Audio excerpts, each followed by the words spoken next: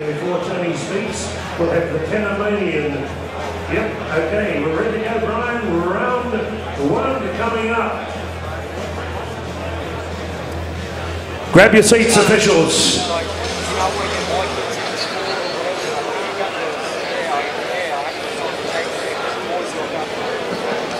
It's Friday Night Fights, Melbourne Pavilion.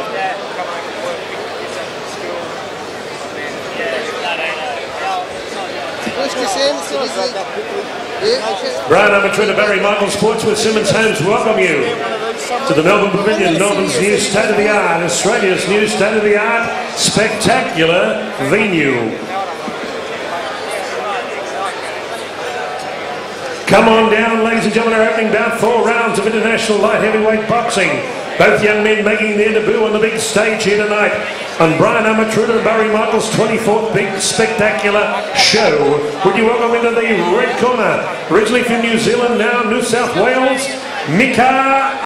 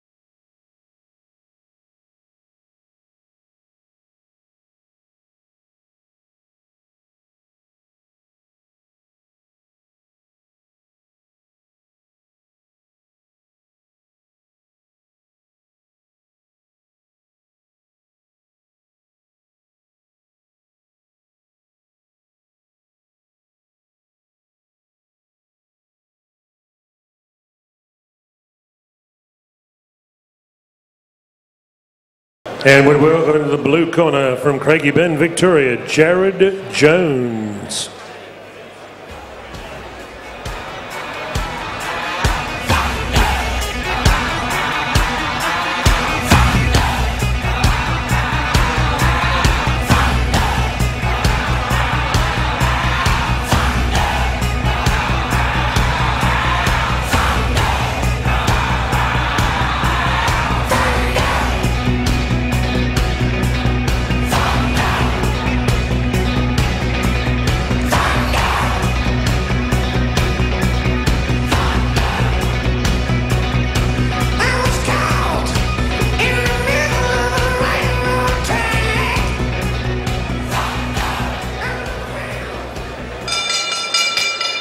Welcome to Centre Ring Friday Night Fights, brought to you by Fox Sports in association with Brian Ammeth, Barry Michael Sports and Simmons Homes. What a big night we have in store for you on the cusp of a great year for Australian boxing. 3 new international IBF champions this year. We open the show with the 4 rounds of international light heavyweight boxing. Would you welcome in the red corner, originally from New Plymouth, New Zealand. Now he lives in Cronulla, New South Wales. Senior coach Losh Matthews. At 79.20 kilograms, wearing predominantly black trunks. Would you welcome to Melbourne, Micah, Iona, Villamu. And on my left in the blue corner was Sam Terry, former TV ringside favourite from Craigieburn, Victoria. Also making his debut tonight with the black trunks and the white trim at 77.50 kilograms, Victoria's own Jarrod Jones. The referee in charge of the action, 4 rounds of boxing, Ignatius Miscellatus. Judges at ringside, Chris Anderson Sr., Andrew Campbell, Anika Williams. Ringside physician, Dr. Peter Lewis. Timekeeper at the bell, Tom Davis. Here we go. Justin, Micah. As I explained to you boys, I want you to protect yourselves all the time. Keep your hands up all the time. Understand? Touch gloves now and good luck. Keep the bucket out of the corner.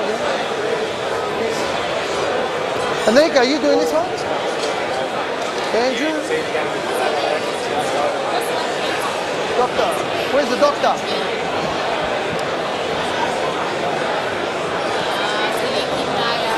Fox Sports Commentary Team, headed by Andy Raymond and Chris McCullum. Round one.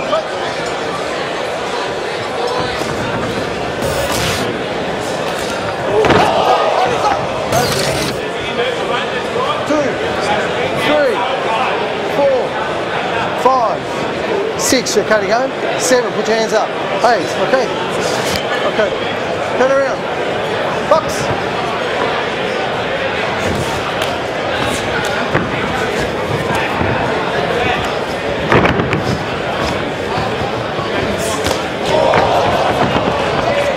It's all over. It's all over. It's all over.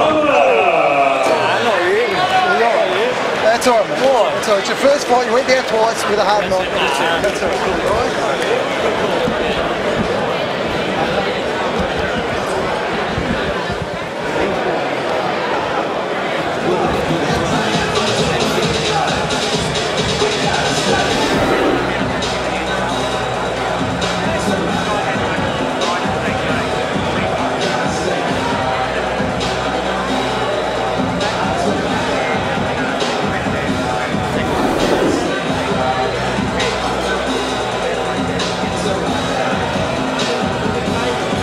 Right with the World of Boxing at ringside, Vice President Kickboxing.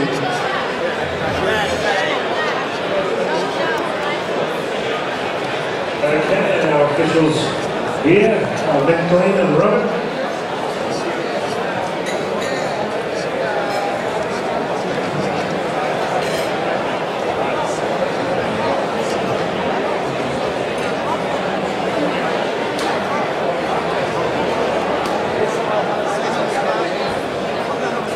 Ignatius, you called the contest out pretty quickly. Yeah, we went down twice with a hard knock.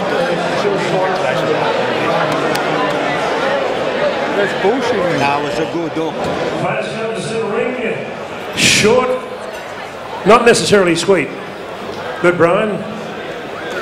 Winner is blue, okay. Red. Ladies and gentlemen, the official time. Thank you, Tom. 35 seconds into round one.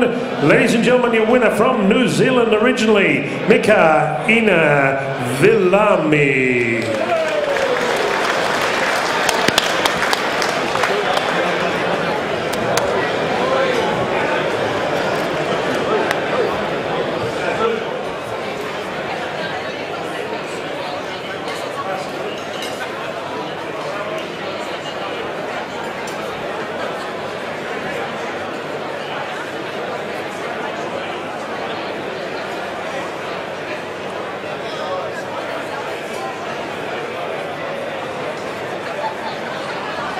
We're coming back with bout number 2, 6 rounds of international cruiserweight boxing. From Argentina, Eduardo, Jesus, Oscar Rojas. And from Australia, unbeaten Hollywood, Brad Pitt.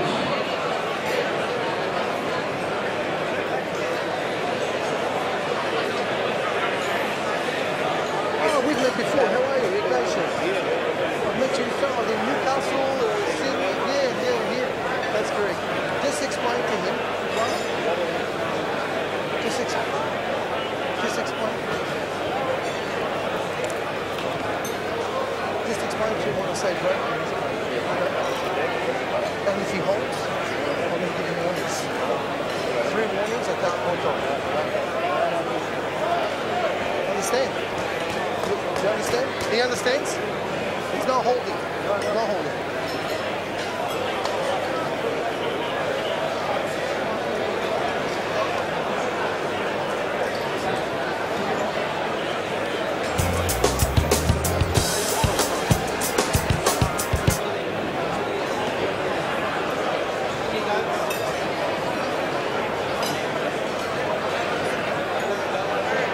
Okay, thank you. Ladies and gentlemen, when you welcome into center ring in bout number 2 at the Melbourne Pavilion. Right number 2 to Barry Michael Sports Simmons Holmes, would you welcome all the way from Buenos Aires, Argentina, red corner, Eduardo, Jesus, Oscar, Rojas.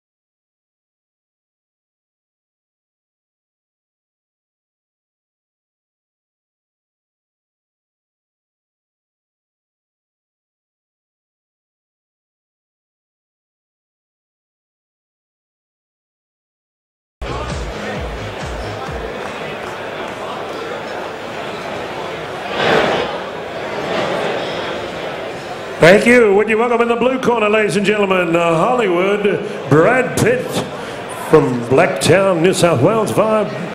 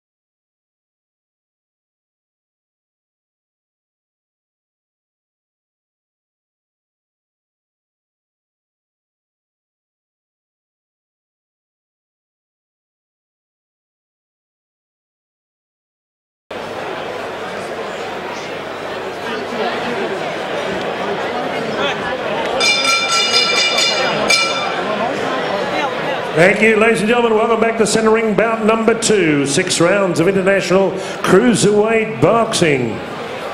Would you welcome in the red corner from Monte Grande, Buenos Aires, Argentina, wearing maroon trunks with a touch of white. 33 years of age, 43 fights, 22 wins, 14 losses, 7 draws, 14 inside the distance.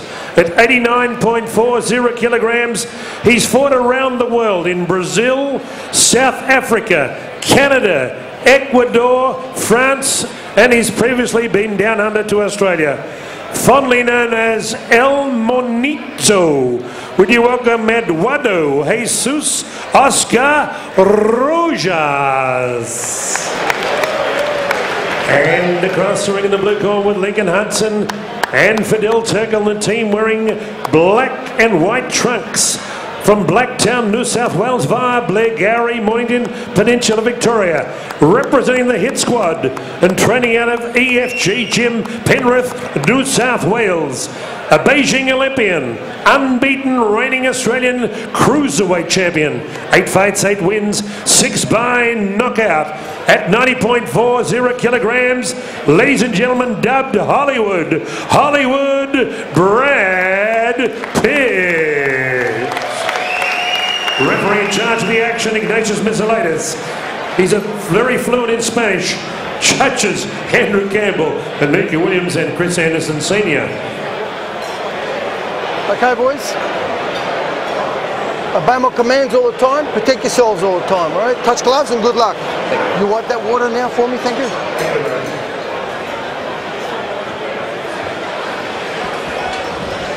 Chris, you all right? 6 rounds of boxing. Go, Hollywood. Give it time. We're just going to wipe the water.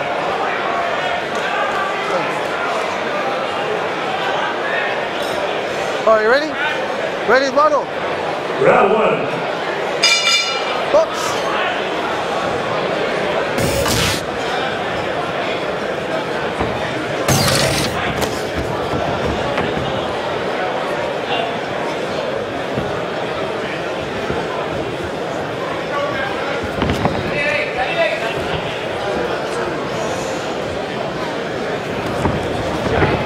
Don't push down on his head.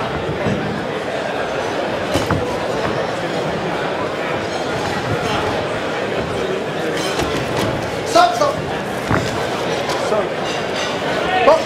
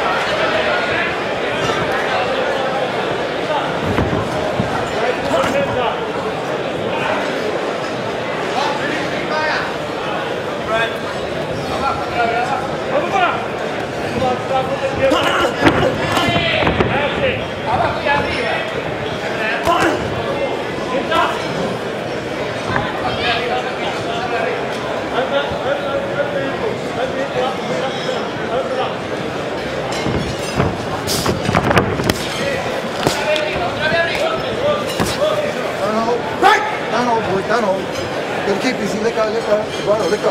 Don't hold, okay? Don't hold. Box.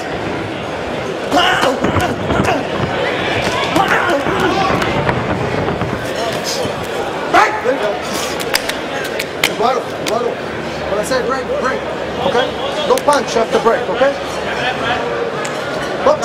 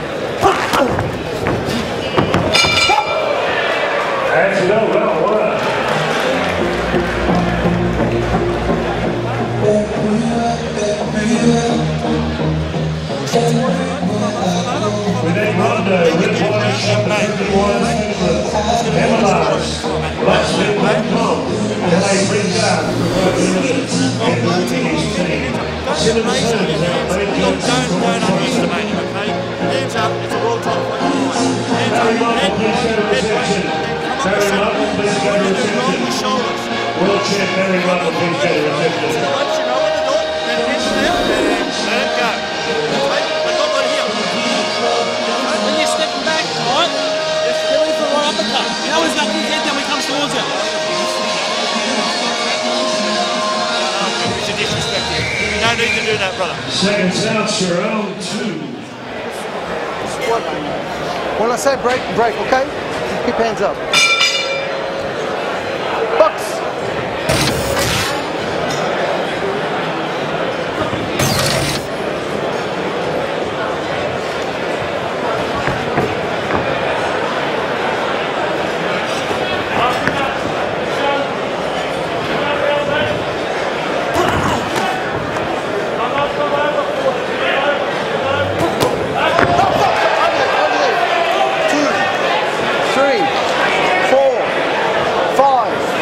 Six, 7, 8, 9, 10. It's all over. It's all over.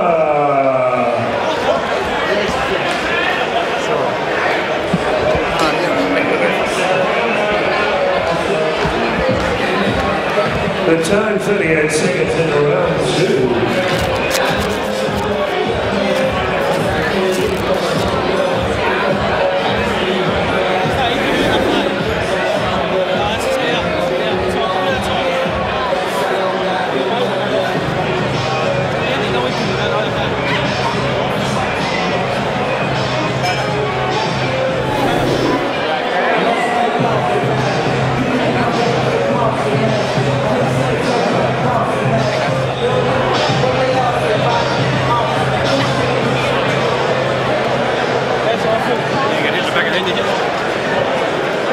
Hey kids, how you going kids? Huh? Put the shirt back on or what?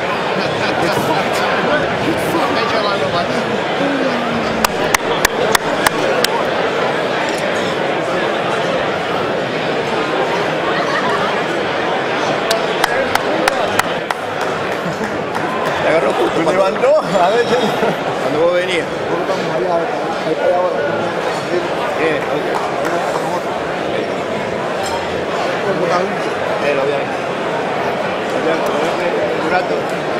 No, tengo problema.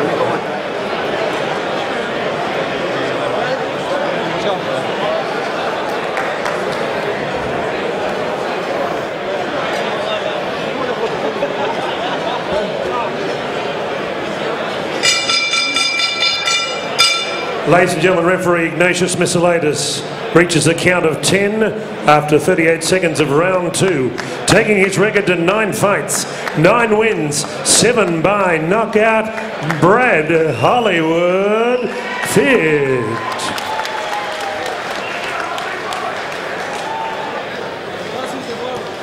Give Eduardo a big round of applause. He came to Melbourne town. He didn't go over the spoils. We'll be back with live action on Fox Sports around about 8 o'clock.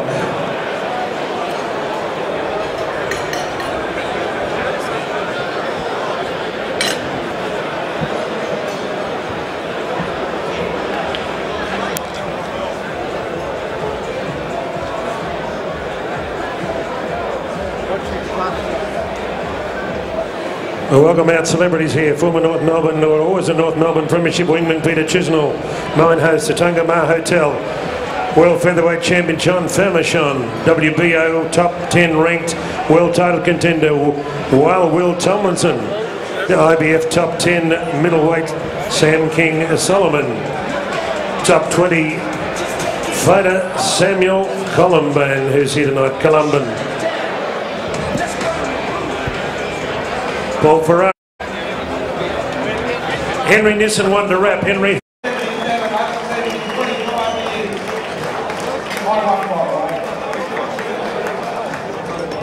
Look, thanks very much. Thanks everyone for coming. It's going to be, you're going to see some great fights. I tell you, as we move forward, we're going to see some rippers. Thank you very much, Hal. How about 3 cheers for Joe, Barry and Rocky? Hip hip? Hip hip? Hip hip? Good stuff. No photographers here. Good. Okay, over to Fox Sports with Andy Langland and Chris McCallum doing the lead up. Thank you.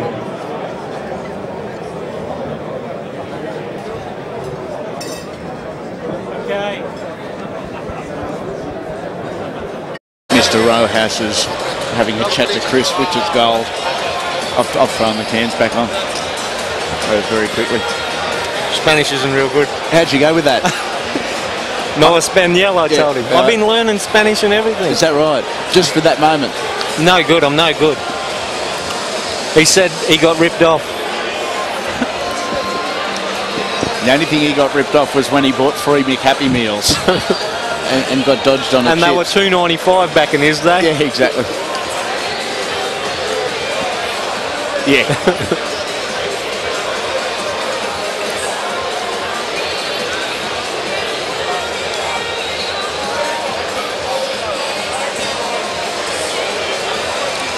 Can you throw them over there, otherwise... You'll eat them? Yeah. You don't want them? No. What if you see me eating them? Yeah, that's all right. What's that, Brian? 1 minute. Oh. The date is August 5.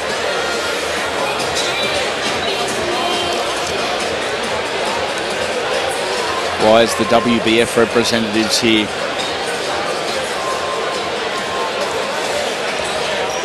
Cause for concern.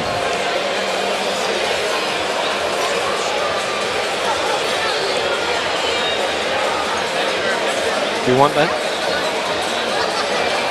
Yep. I will.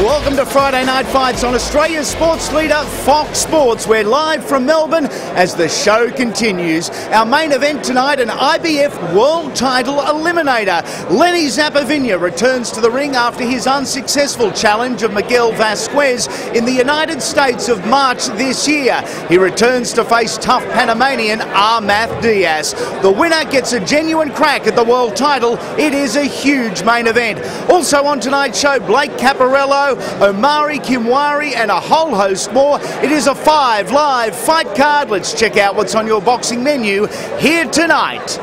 And we start with what we're expecting to be an old school brawl. Youngster Mark Dalby and veteran Benny Horra, that at junior middleweight and over 4 3-minute rounds. 2 national champions are up next at super flyweight, but only over 4. Junior Bajawa and Omari Kimweri. They are the little dudes with attitudes. Another war between Bryce and Kane Watts is next. The undefeated Kane Watts. It's scheduled at the cruiserweight limit. We've been given 6 rounds, though a knockout is a big chance in this one. Our semi-main event sees Joseph Kwadjo, who most recently on Fox Sports scored a KO win over the highly credentialed Jamie Pittman. He's up against a young local star with high hopes for the future. That starts tonight. I speak of Blake Caparello. Our main event is an IBF World Title Eliminator in the lightweight division. Winner gets a crack at the gold. Loser makes alternate arrangements. An international matchup between Panama's 29-10 Ammeth Diaz and Australia's 25-1 Lenny Zappavigna. That is over 12 rounds. Joining me in commentary tonight, former national champion Chris McCullen, and it's often said a champion is gauged on how they come back from their first defeat. That's Lenny tonight. Yeah, that's right, and it's a dangerous fight to come back into after his first loss as a professional. Diaz, a solid puncher, got a good right hand, bit of a question over his chin. I think Lenny's best bet is to, be patient, use the jab, and pick his time to go in and be the aggressor where he can use those solid punches to the body and to the head. But knowing Lenny, I think you might see him go out early for the stoppage. Now, Joseph Kwadjo stopped Jamie Pittman. We were ringside that night. Can he do it again tonight and claim another huge scalp in Blake Caparello? Yeah, there's a couple of similarities between Caparello and Jamie Pittman. Both big, tall, left-handed fighters. For mine, Kwadjo is a sort of flat-footed, walk-up style fighter. I think the way to beat him is don't stand still. Move around the outside, punch on your angles, and don't let him get set. I think Blake Caparello too big, too fast around the ring for the smaller Joseph Kwadjo. It has been a massive week in Aussie boxing. Billy Dibb is the new IBF featherweight champion of the world, and he did it convincingly in Sydney last Friday night. Yeah, it's a great win for Billy, and along with Daniel Gill, who also recently won a world title. I think it's good to see some fresh faces on the Australian boxing scene, along with guys like Lenny tonight, Joel Brunker, Will Tomlinson, Nafel Ben Rabah also knocking on the door for a world title shot. Yeah, there's plenty to be positive about, and we look forward to your comments throughout the course of the evening. It is a 5 live fight card, live from Melbourne tonight on Australia's Sports Leader, and it's showtime.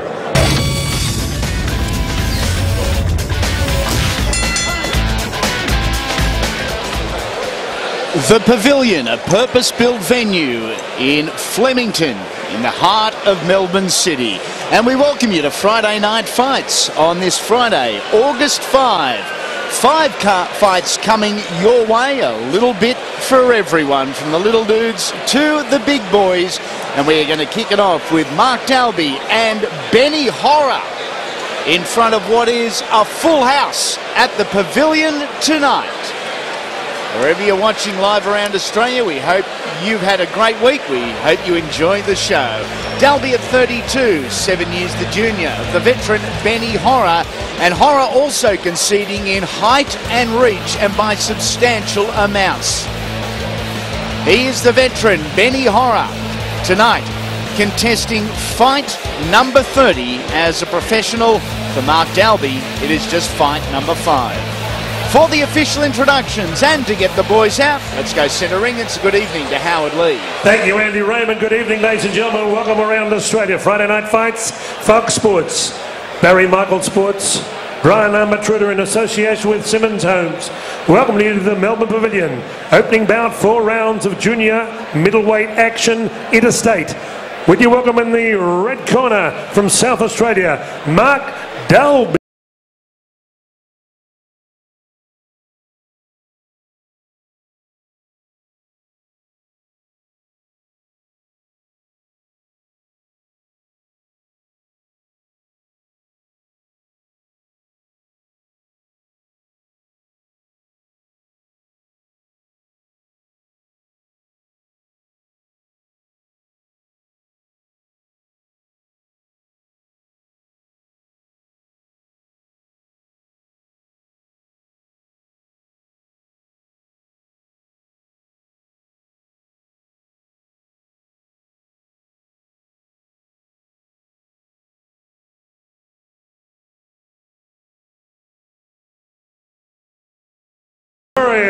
Benny Rocky Horra.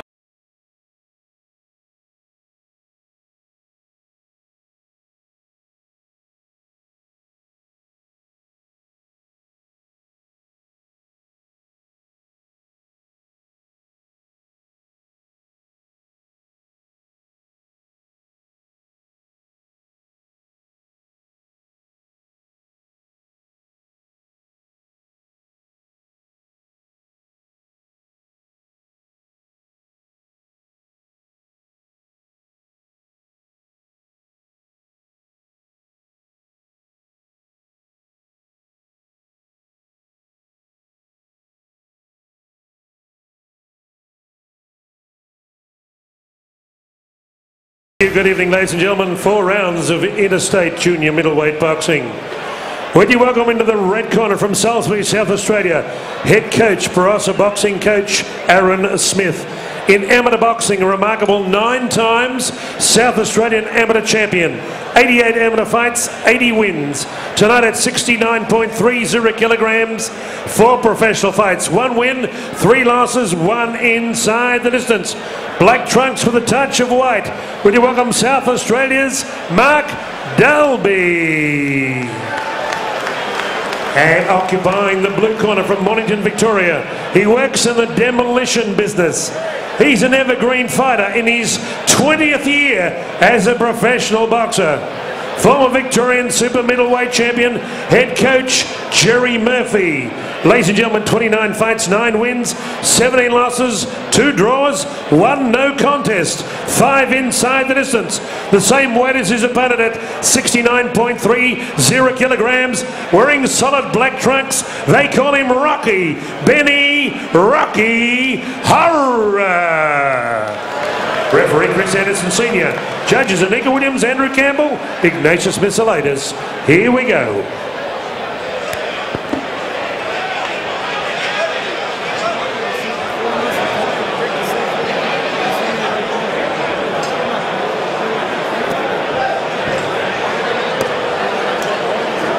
And a good cocker assisting in the corner. Mark Dalby on screen from Salisbury in South Australia, up against the veteran Benny Horra, the demolition expert, who, as Howard said, is celebrating his 20th year as a professional boxer. Nothing flashy about him. He has been in many a war. Guys like Brad Mayo, Nader Hamden, Paul Murdoch, Josh Clenshaw, Gary Comer. He has been the distance with all of them. It's Dalby in the black and white trunks, Horra in the shorter of the black. And Horra giving up 13 centimetres in height, 11 centimetres in reach, Chris McCullen. So very different game plans for these two guys. Yeah, and it's you can see exactly what's happening at the moment due to that height and reach from Dalby. Working the outside, working around Benny Horra. Horra trying to cut the distance off. 4 3-minute rounds as Horra moves in, a crossing right there, back against the ropes for Dalby, who's just opened a concrete polishing business over there in South Oz. Little free plug for young Mark. Nice combination from Dalby to get out of trouble there as Benny Horra trapped him into the ropes. He's got a dangerous overhand right there, I guess, Horra. Dalby's going to have to watch out for that. He's working into it as he digs to the body. Horra has not changed a great deal since that March of 1992 6-round victory over Brendan Winwood. Compact upper body in regards to his structure, and he just plods forward. Brings the fight too. You don't have to go chasing him.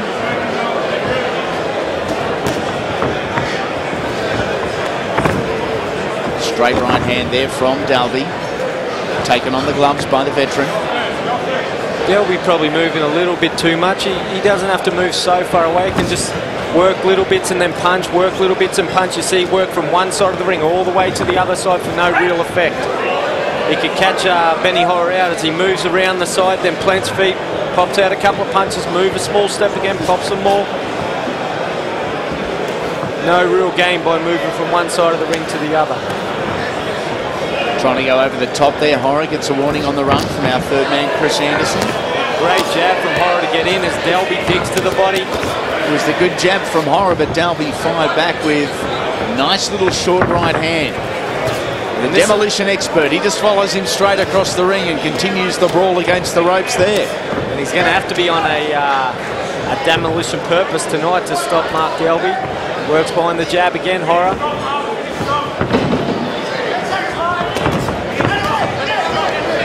He ate a right hand there, did the 39-year-old. Round 1. End of round number 1. Back to the corners we go.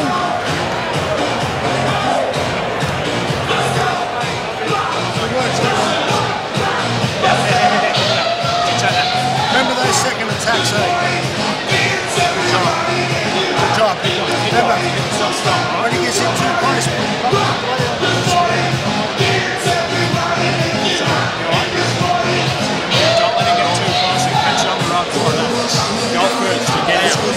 The last 10 seconds is perfect. Shots with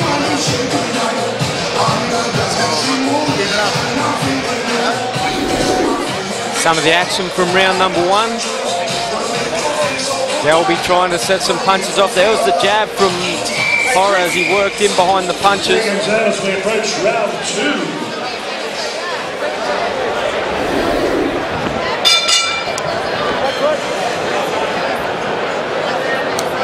Here he goes, second round. At junior middleweight, under 70 kilos, 154 pound or 11 stone flat. May make a little bit more sense. You see Horra there try to lead with that overhand. I think he's got to go back to what he did early on, using the jab to get in there. And this isn't where Dalby wants to be, although he's having some success. Now this is playing into Horra against the ropes. And this is playing out almost exactly how many predicted. It was never ever going to be pretty. But gee, it was going to be game. Having a bit of success with that right hand is Mark Dalby. His eyes are glazed over already. He's taken a few from the vet. Be good to see Dalby use that lead hand a little bit more. You know, in numbers, not just one. Get 2 or 3 jabs or a jab left hook, as he has a bit of claret coming from the nose now, Dalby. But I think he needs to use that lead hand and keep Horra off him a little bit. 88 amateur fights. A member of the 2006 Commonwealth Games B team was Mark Dalby, so he certainly knows his way around a ring, even singlet or not. Starting to leak now from that nose. Left hook over the top of the shoulder there from Dalby. The right hook came in from Horra, and a nice little uppercut from Bangin' Benny Horra. A little smile there from Dalby usually means that the punch got through.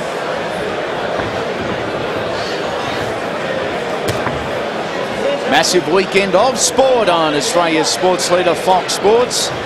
AFL, Rugby League, International Rugby Union, you name it, we've got it. We're kicking it off with Friday night fights tonight.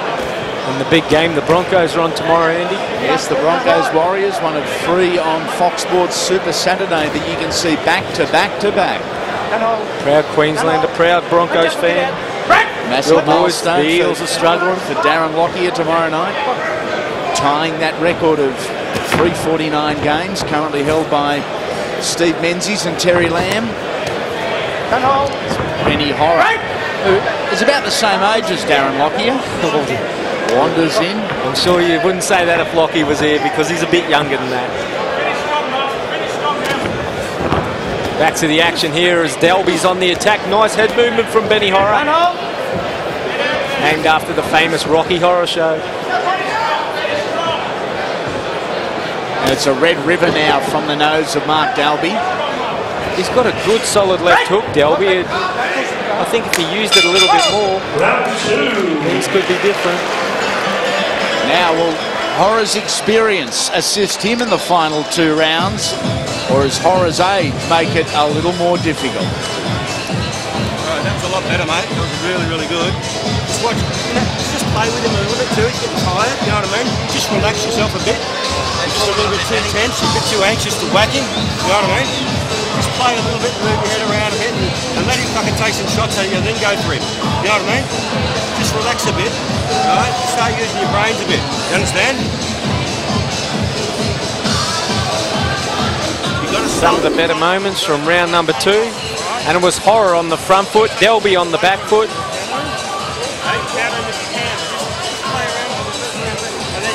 See the uppercut from Horra coming in. Seconds as we approach round 3. Second count, please. Nice head movement from Benny Horra. Here we go, the second part of the fight, round number 3. We are scheduled for just the 12 minutes.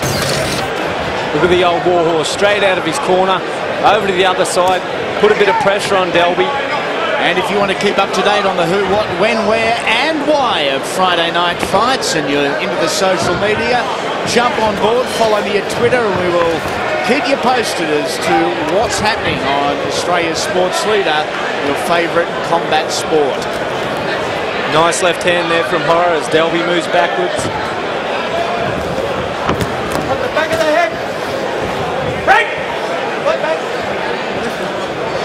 I'd like to acknowledge the sad passing of former Australian champion who was tragically killed during the week, John Marchetta, aged just 38, and entertained us a great deal in the early days of Fox Sports and big-time boxing, and he will certainly be missed. You see the way Dalby punches, he lands his shot and then he really works a long way away from Benny Horra. Oh, beautiful right hand from Dalby. He doesn't need to go so far. He can get those shots off with just one step and bring Horra on each time. Oh, and the left hook from Dalby. Look at a smile there from Horra, who acknowledges it, laughs and charges forward, finds home with a right hand, then goes to work at the body, but does so with round arm punches. It made a clear pathway for an uppercut there for Dalby. Two of the best punches of the fight so far from Dalby, which only seemed to spur on Horra.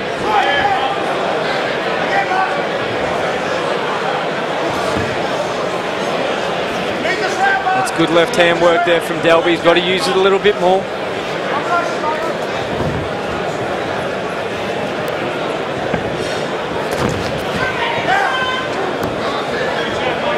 Final minute of round number 3. Nice work from Dalby. Our main event tonight, an IBF lightweight world title eliminator between Aussie Lenny Zappavigna, who we will speak to shortly, and Panama's Ammeth Diaz. Bit of a low shot there from Dalby, I think. As it's the same old, same old. Dalby on the outside, moving around, using the ring. Horra trying to cut him off to get here. This is where he wants to be. Certainly is, and with 21 seconds remaining in the round, his right arm was tied up wisely by Dalby against the ropes. Marching forward again, the veteran. It's going to get nice and wild in the 4th and final round. Good exchange. Good exchange. In the red corner, as we take a look right now at the junior middleweight rankings, as they stood at the beginning of the month. Tyrone Tongia is the champion, Frank Laporto, Ryan Waters, Daniel Dawson, James Giltro, who next challenges the champ, Paddy Rulo, the former champ, Yao Yi Ma. They are your Super 7, and this is how Tyrone Tongia won the title. He did so over Paddy Rulo on June 3rd. Yeah, great card put on there from Ace Boxing Promotions, and this was a great battle. Paddy Rulo had Tyrone's measure, and all of a sudden Tongia pulled out. What's made him a champion before? All heart, all guts from both fighters. Tyrone Tongia secured a stoppage win over Paddy Rulo late in the fight. An absolute cracker for the fight fans in Brisbane. Tyrone Tongia, two-time Australian champion. Seconds out, 4th and final round. 4th and final round, and I don't know if either corner would be full of confidence. They probably are, but a little bit of doubt maybe creeping in as well. Yeah, I think just the style that you know, Rocky Horra is putting on, he's working in, and some judges give that, even though Dalby's probably landed the better shots. Horra's been walking him down and trying to cut him off, having his moments inside. Dalby now almost exclusively moving around to that right-hand side. Horra chasing again. The youngster, 7 years the junior. Oh, nice. That's the moves he needs. Only small movements. Then shoot his shots.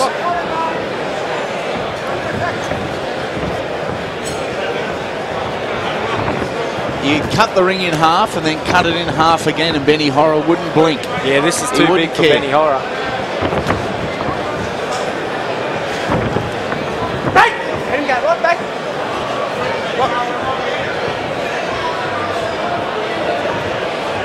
Up next, two national champions, Junior Bajawa.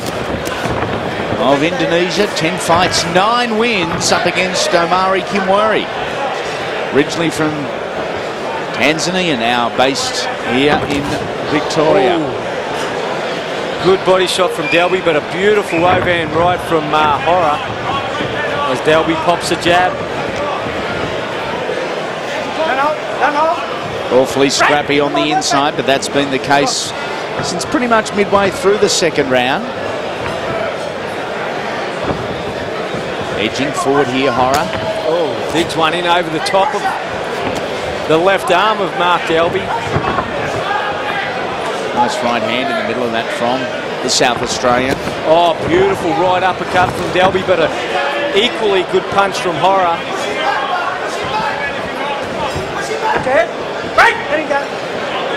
Ever so cautious here, Dalby, as we move inside the final minute of our opener tonight.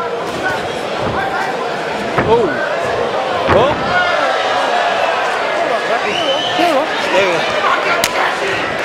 And not counted there. Was that on the temple? I thought he did get a right hand on the temple, and there it is again. Good Horra opening right up here. Oh, he saved it.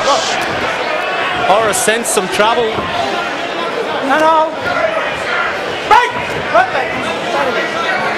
25 seconds remaining. Horra in control here, and potentially a little unlucky in this final round. I'd like to have a look at that again, in particular the first one. I thought it just skimmed him on the temple. Oh, there it is again from Horra. Oh, the mouth guard's gone. Look, what's your point? Is this yours, bro? Yeah, bro. Oh. What's your point? Straight back in the mouth, right? It's upside down, ref. Okay. Gee, Benny Horra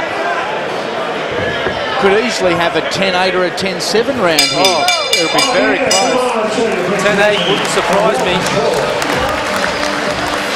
As Benny Horra's stolen it in the final round. Perhaps he has. What a big finish from Benny Horra. Our three ringside judges, Ignatius Missilides, Andrew Campbell and Anika Williams. They are the three to decide the outcome here. We check out the action from the fourth and final round, and that was a great body shot from Dalby, but the left hook from Horra was the better punch. Here's the temple shot. Certainly got him on the temple.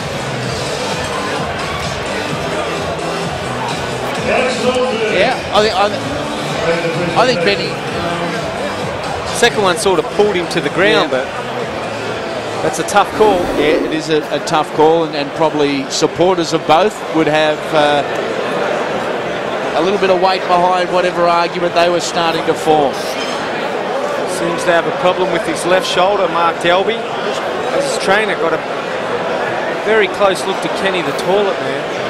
He does look a little Kenny-ish. Aaron Smith from South Australia. Does all the videotaping in the amateurs, Aaron Smith. The boys from the Barossa boxing gym. And we have the numbers in. Let's go and make it official with Howard. Thank you, Andy. Both fighters, please come to centre ring. Mark, Rocky, please come to centre ring for the official decision. Ladies and gentlemen, our three judges, Ignatius Missilides, Andrew Campbell and Anika Williams, all have the same score totals. 39-37, unanimous, red, Mark Dalby, South Australia. Unanimous decision, all 39-37. Not popular here at the Pavilion. How did you score it at home? Well, Benny Horra, horribly unlucky in that final round. Still to come on this edition of Friday Night Fights, Junior Bajawa and Omari Kimweri, two national champions at super flyweight. They are up next. It is going to be simply brutal when Jay Bryce and the undefeated Kane Watts meet at cruiserweight. Our semi-main event, Joseph Kwadjo and Blake Caparello, and our main event, an IBF lightweight world title eliminator, Panama's Ammeth Diaz and Lenny Zappavigna, who we will talk to after the break.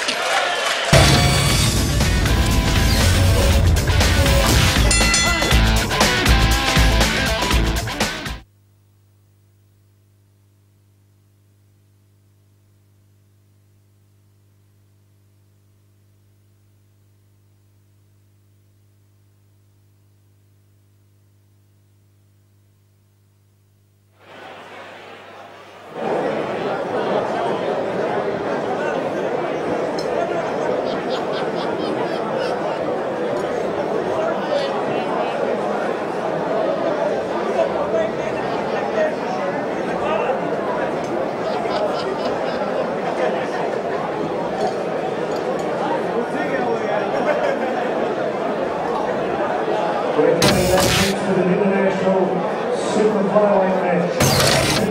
Bajawa from Dalby, Indonesia. And Omari, Kimweri from Tanzania. Now, Leonardo with Jarrod.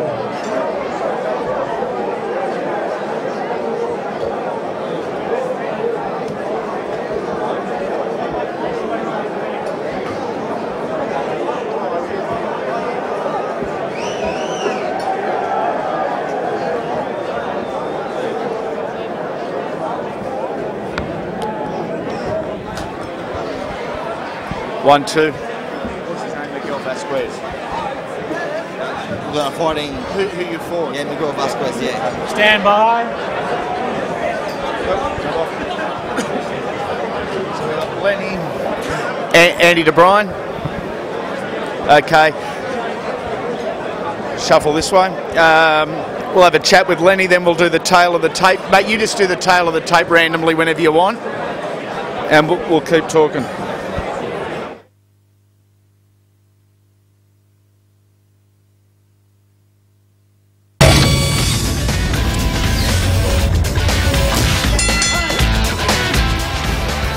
Welcome back to Fox Sports Friday Night Fights.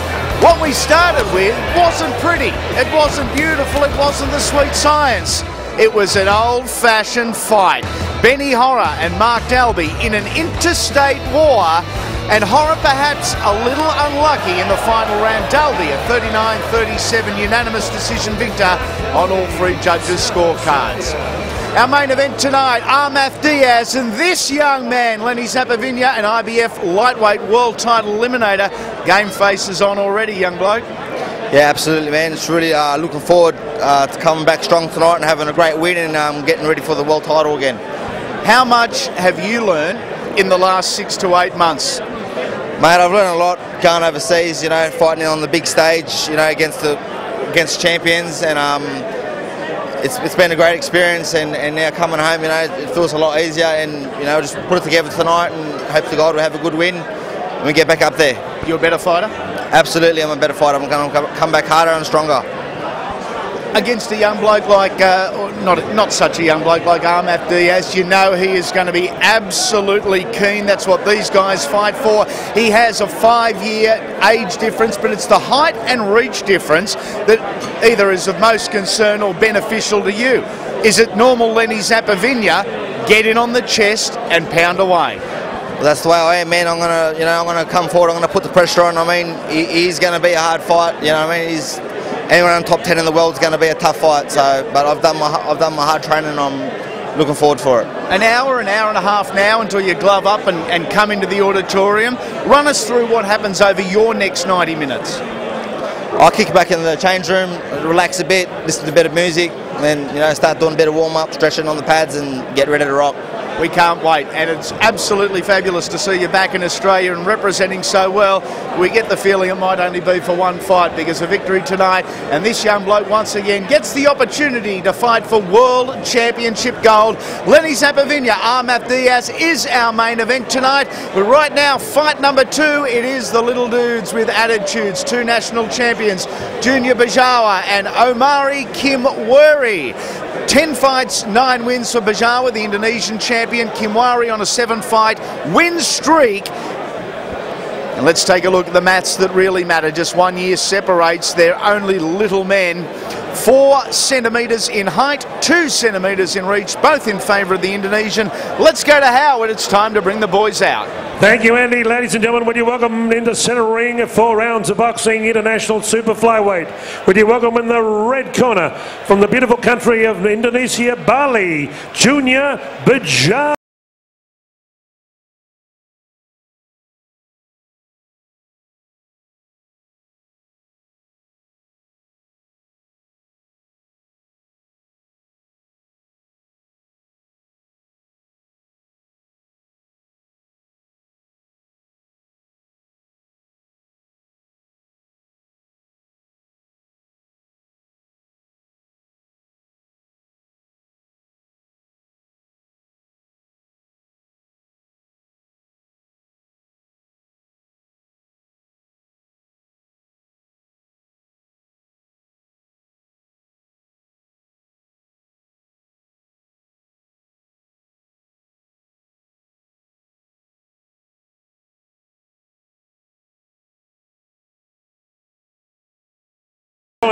From Deer Park, Melbourne's west via Tanzania, the Lion Man, Omari Kimweri.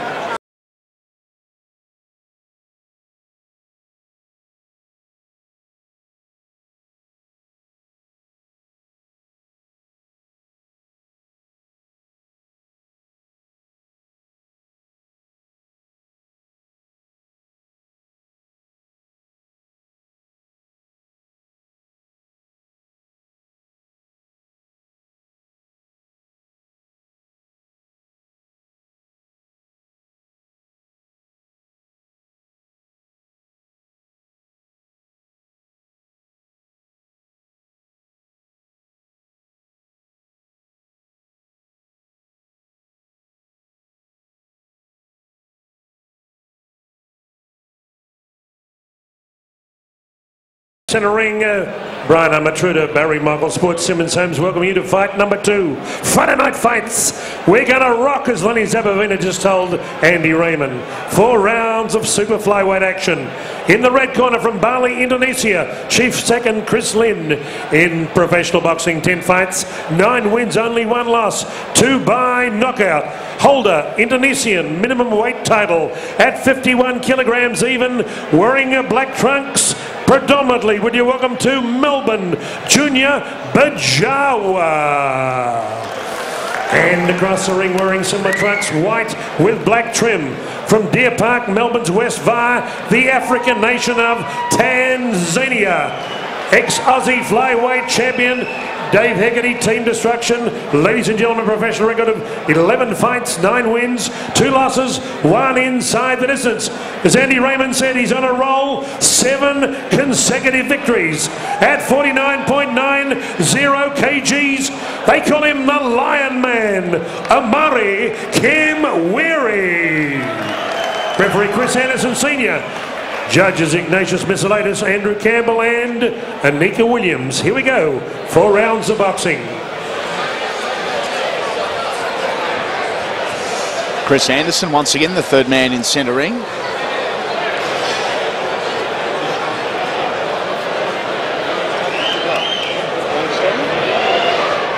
You tell him, remember what we said before, you must remember, yeah? Yeah. Remember what we said before, you remember? Okay? Good luck, boys. Wait for the bell, yeah? Good luck. I'm not sure how much was understood at the referee's instructions. Chris Anderson needed to speak a number of languages to make everything clear. Round 1. Junior Bajawa, Omari Kimweri. They're fighting at super flyweight, just over the 50-kilogram limit. Here's Bajawa in the white with the black piping. Kimweri in the silver and black. Nice counter right hook there from Bajawa.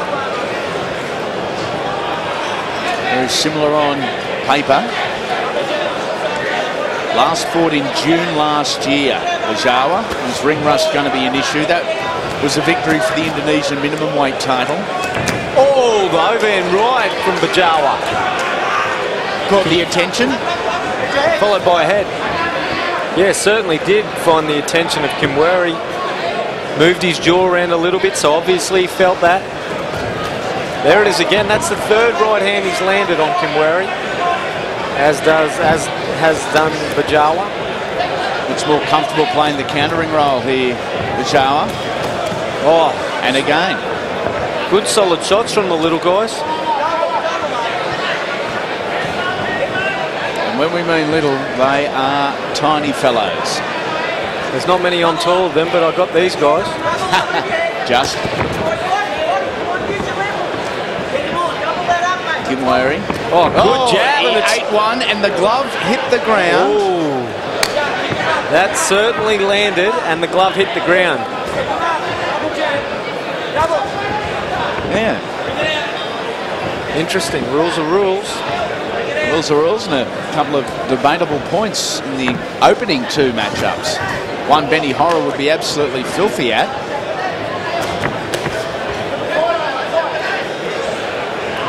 He's a good, dangerous opponent, Bajawa. His record states 2 fights, 2-0. But that incomplete through BoxRec, we understand, and then we have documentation from the Indonesian Boxing Council of 10 fights, 9 wins, 2 knockouts. And it's always an issue with a lot of the Asian countries. Either way, it's not ideal, and it presents an awkward position when you've got conflicting stories on records. That's right, I agree. And the weird thing is that if he has had 2 fights, in his second fight he went 12 rounds. You don't see that too often. I did see Mick Katsitas do it against James Swan up in Toowoomba for the Australian title when it was back 12 rounds in his second professional fight. Absolute war, went the distance. Last couple of seconds in this opening round, and perhaps our visitor Junior Bajawa could be a little disappointed that a knockdown wasn't ruled midway through the round. Back to the stools we go for the first time here at Superfly. Listen to me.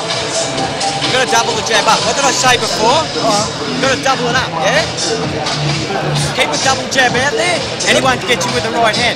Just poking up a little bit, you just tuck in a little bit more with your hand. Deep breaths, right? Done all right.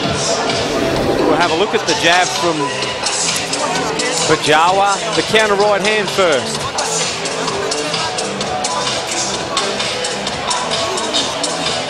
Very dangerous right hand from Bajawa. He's won 7 in a row. There we go. Omari Kimweri, since losing to Anki Ankota. He certainly wasn't hurt, but the punch landed cleanly and his glove hit the ground. Find himself pretty unlucky, the Indonesian.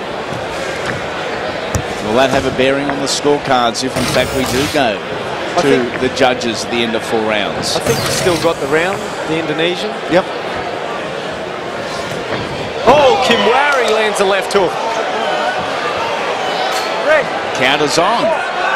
5, 6, 7, 8. You want to have one? Okay. Out of nowhere.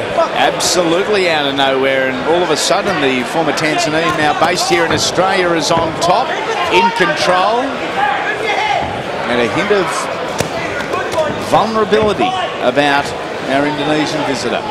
The left jab again from Bajawa. Kimweri's got a bit of spring in his step at the moment as he eats a right hand again from Bajawa. Doesn't matter what sport it is, but confidence and mindset just plays such a huge role, and that is never more evident than Omari Kimweri here. Dropped his opponent, and all of a sudden, 1,000,000 miles an hour of the feet, and the hands are following.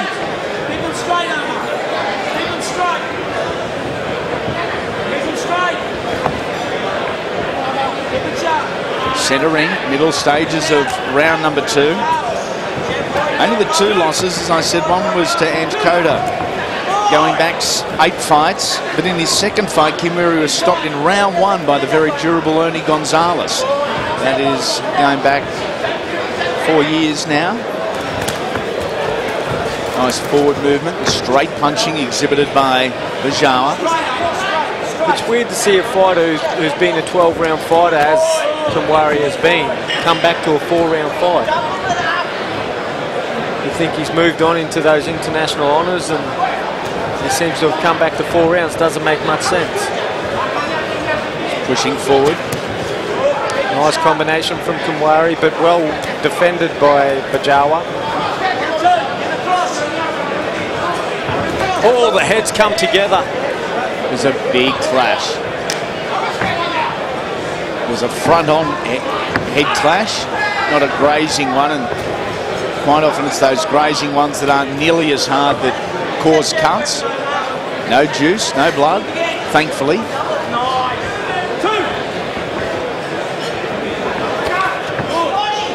Both, obviously, as you look at their styles, very early trained and well trained in the sport as amateurs with extensive experience. They brought many of those amateur traits into the professional ring. Kimweri looks a lot better this round. Bajawa's had his moments, but it's a Kimweri round. That's round 2. There's certainly a Kimweri round, inclusive of that knockdown in the early segments. Double jab is working really good now, isn't it? See? Right, deep breath. What about we try, double it up, right to the body, come up with the left hook all at once. Give it a go. I reckon you'll get him with it.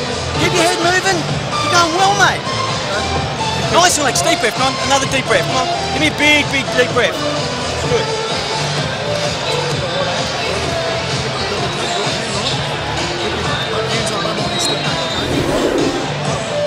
As we look into round number 2, and there's the head clash as Kimweri goes down, launches into the forehead. Oh, Bajawa. Very lucky that there was no cut from that. Keep it tight. Watch it. Round 3. Take it down, please. Round 3 coming your way on Fox Sports Friday Night Fights.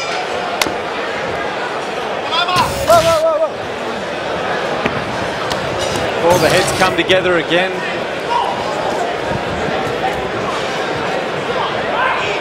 Good skills on both fighters and good solid punches for the weight of the boys as they trade in the red corner.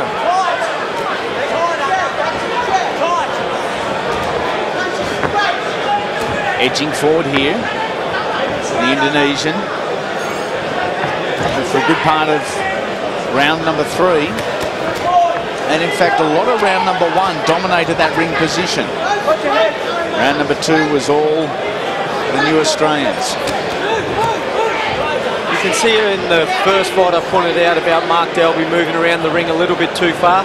This is what I meant. You can move around the outside and box on the outside, but you don't need to be so far away. And Kimweri's only just outside distance all the time, which means he can let his shots go and catch out Bajawa at any time. Small movements, try and catch your opponent out.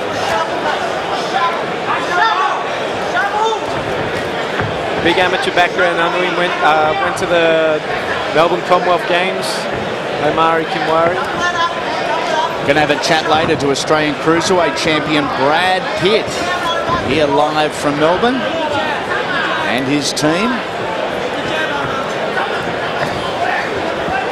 Edging forward, sticking out that left hand at the moment, Bajawa, but really not following it with anything of substance. Rattled in the second round. Not too badly, but confidence is down. You can see the difference in Kimweri from the first round. I thought Bajawa got the first, then Kimweri put him down in the second, and he just seems to have his confidence flowing at the moment, Kimweri.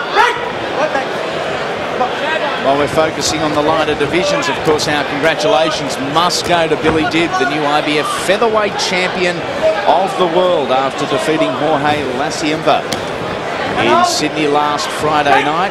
Congratulations to Billy and his family and his team on realising a dream.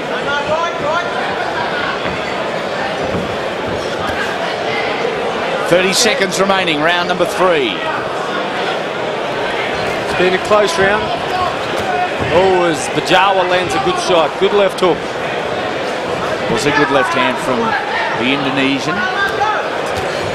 for his 10th victory here tonight. Only the 2 knockouts in his 9 wins thus far. So they're not heavy hands. They'll accumulate though.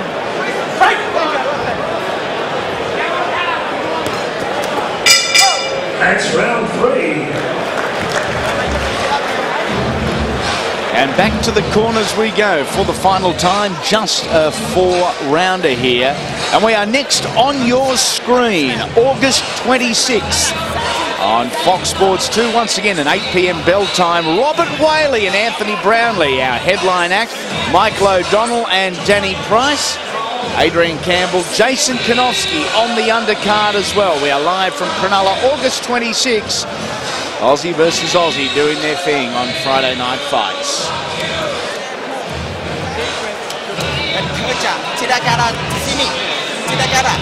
Doesn't want to punch when you punch. Impact round. Saju left. Like, okay,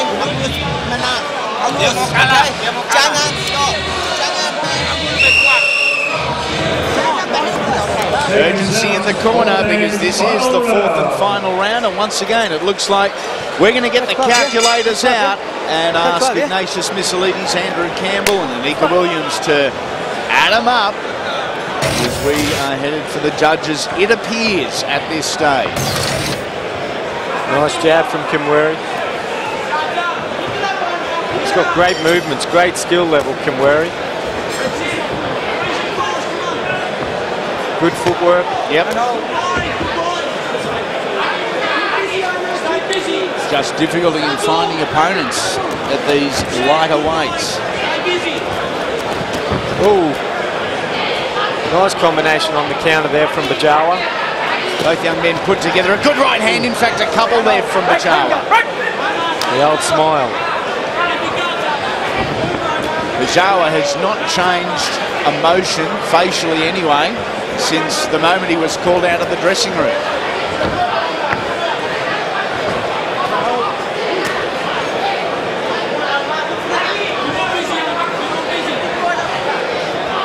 Bajawa tries to trot forward and cut Kimweri off, who switches into the southpaw stance.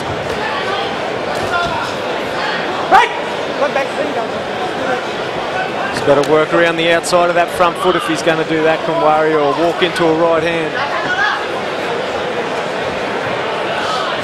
Oh, good lead hook.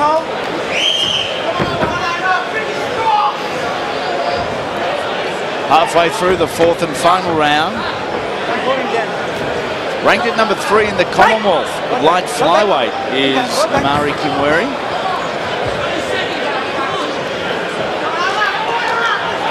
A couple of young Australian fighters just made history.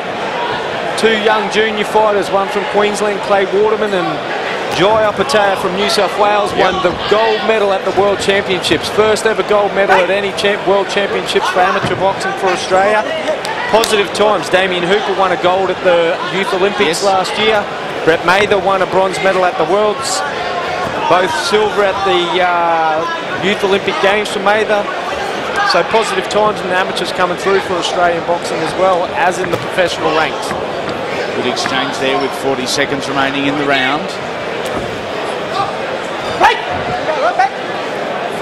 Both good amateurs, these young men. In fact, Kimweri came out here to Melbourne representing Tanzania at the Commonwealth Games in 2006 and decided he liked it so much that he'd stay.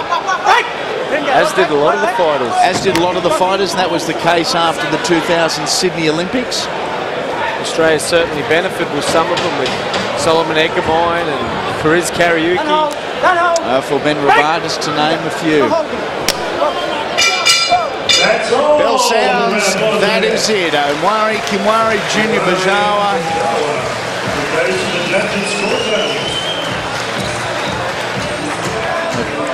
Crowd, a massive one here in Melbourne.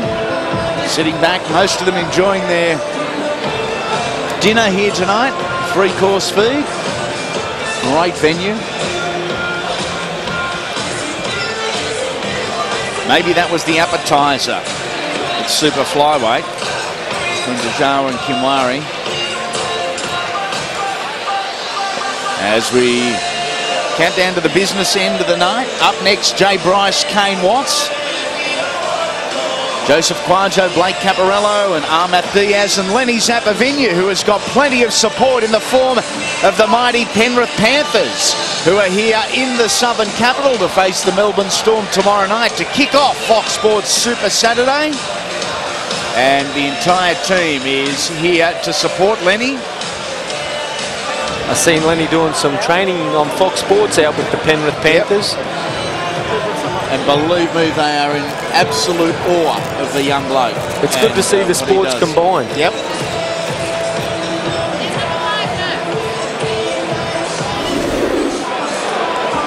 Some of the better moments from the fourth and final round. Equal right hands there from Kimweri and Bajawa. Oh, the lead uppercut.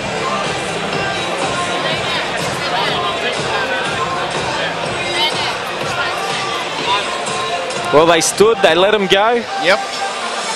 Nice right hand from Bajawa.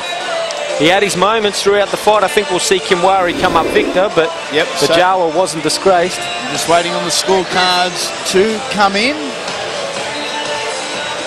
And they are in, so we will go centering and make it official. We will do so to Mr. Howard Lee. Thank you, ladies and gentlemen. Both fighters come to centre ring. We have a unanimous decision. Judge Ignatius Missalatus has it 39-36.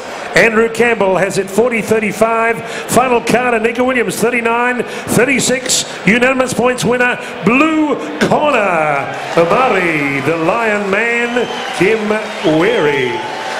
Omari Kimweri, victorious unanimous points decision victor, and he did it easily. 2 fights down, 3 remain. Stick around on Friday Night Fights.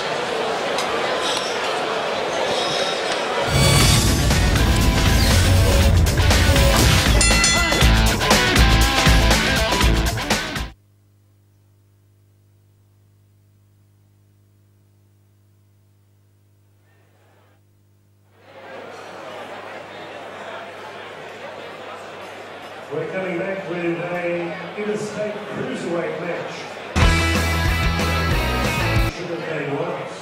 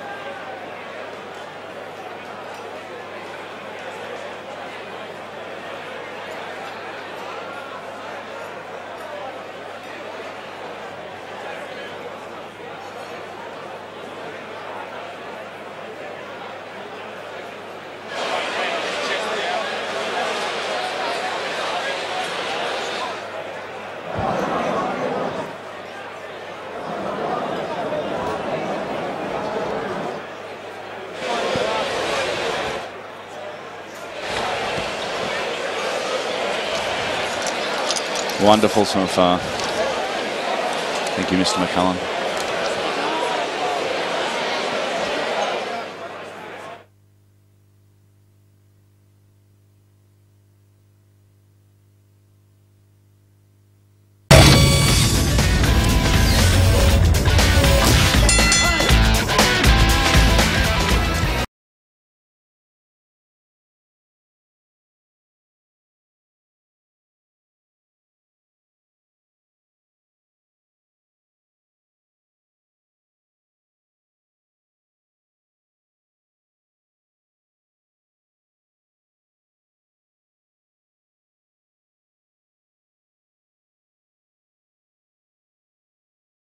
It's a great crowd here at the Pavilion, a purpose-built venue and purpose-built for boxing. And we continue on in the sweet science and we move up the weight scale to cruiserweight, just under the 90 kilos.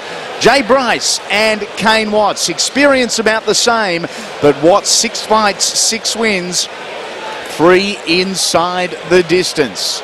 Against the former Kiwi, now based out of Kalgoorlie, in Bryce, who is 4 years the senior and is conceding 12 centimetres in height and 11 centimetres in reach.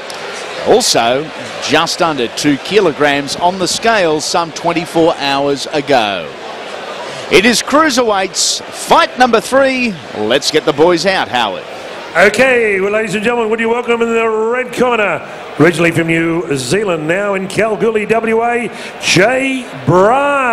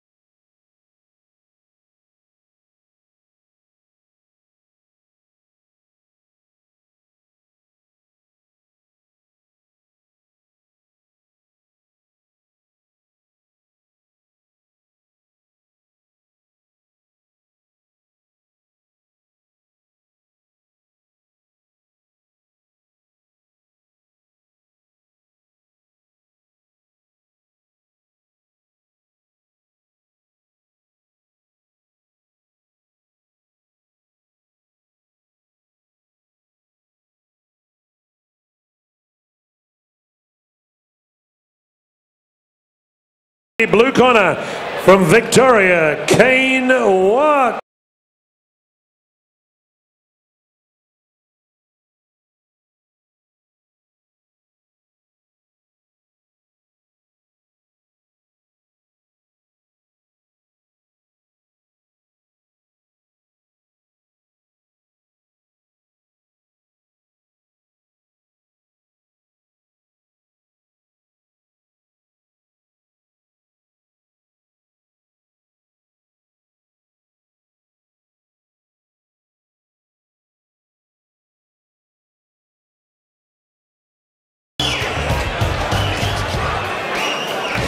Ladies and gentlemen, 6 rounds of interstate cruiserweight boxing on the Brian Amateur to Barry Michael 24th show in Melbourne. Would you welcome in the red corner, born in Wellington, New Zealand, now resident Kalgoorlie, Western Australia. He works as an underground miner. That's M-I-N-E-R, with Terry Devlin, his coach from Campbelltown, New South Wales, in professional boxing. 5 fights, 2 wins, 3 losses, 1 inside the distance. Wearing the black trunks with a touch of white and red. At 87.90 kilograms, would you welcome Western Australia's Rain Man, Jay Bryce.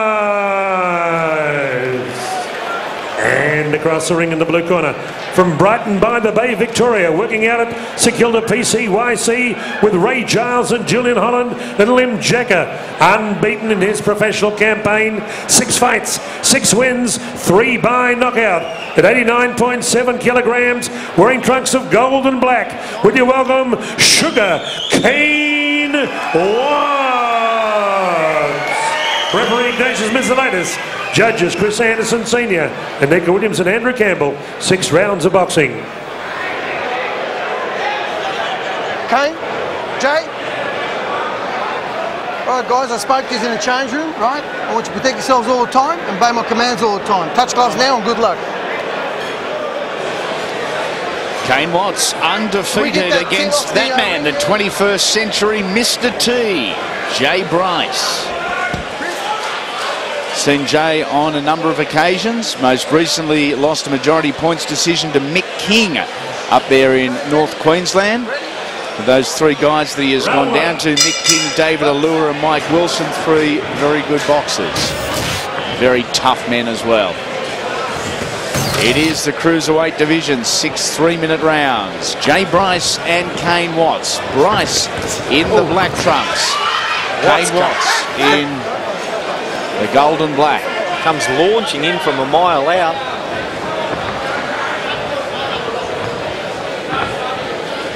Bryce never too hard to find from what we have seen.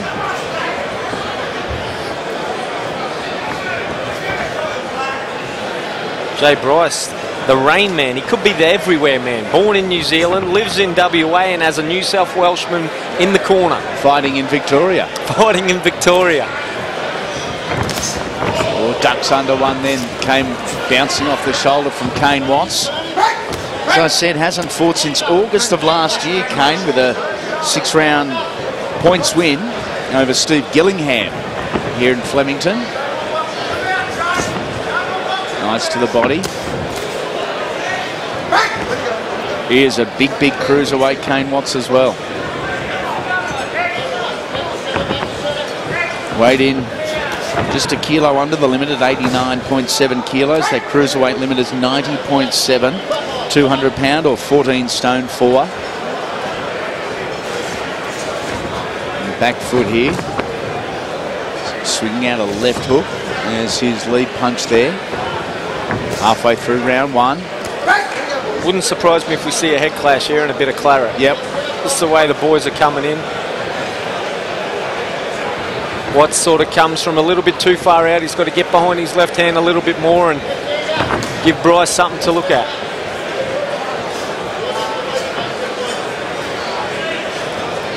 Watts pushed back into the corner there.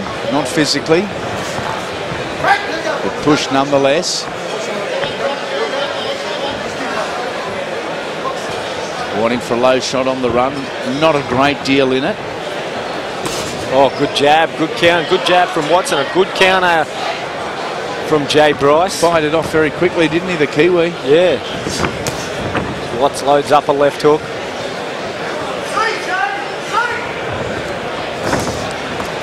Jay Bryce just 2 steps in front of him the whole time.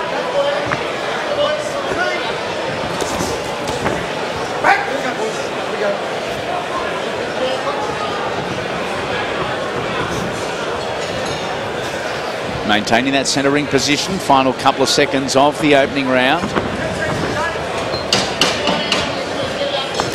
Again, very urgent to get on the inside, isn't he, Watts? Bit stiff. He's doing all right job on the outside. I think he's probably safer out there.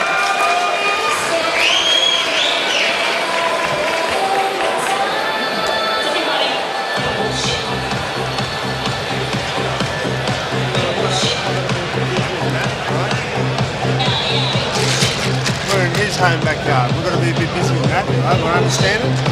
When you hear that seed, don't go to the lock. Go for it, right? Power around on the seed. Okay? It was smart. The defence was good. Defence was really good. All right? Must keep that defence up. Okay? If he's charging in like that, all right? Step back, straight up underneath. Step back, straight up underneath. Okay? If he's charging in, you come up underneath. Simple as that. One step back as he's charging in, bang, let that go. Straight underneath. Follow it with a hook. Okay? Must follow. Seconds out, round 2. Relaxed and direct in the corner with Jay Bryce was the principal at the Southern Cross Boxing Gym out there in Campbelltown, southwest Sydney. Terry Devlin calling the shots. He wanted the uppercut from Bryce. Oh, as Kane Watts loads up a right hand.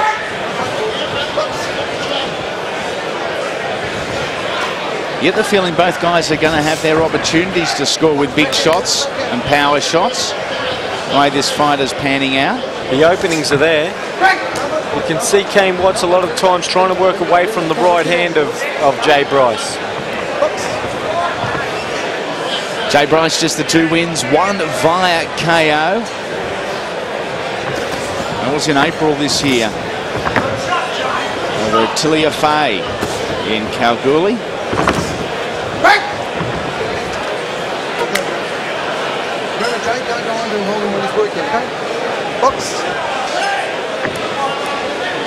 Our first look tonight at referee Ignatius Missilides, the 3rd man inside the ring.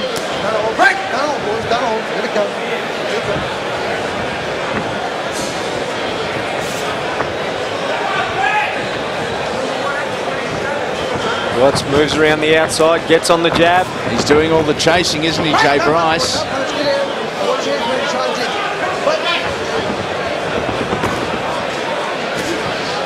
I get the feeling Bryce isn't one who wants to move around. I think he wants Kane Watts to stand still and just let him go. Yeah, I think that's where Jay would be in his element. Your turn, my turn. Yeah. Let's not move feet. He's got the tough haircut. Oh, nice little uppercut there. Left hand uppercut from Kane Watts. Caught the whiskers of Jay Bryce. There's a lot of whiskers there too. Launching in, I'm surprised they haven't butted heads badly as yet.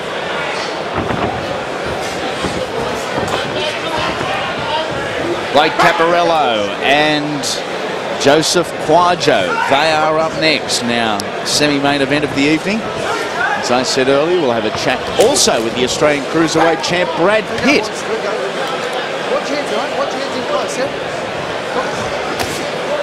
He's a mean-looking character, Jay Bryce. You wouldn't want to steal his tools in the mines, that's for sure.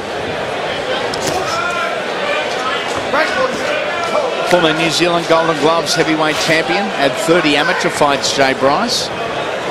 Always tailor-made for the pro ranks, though.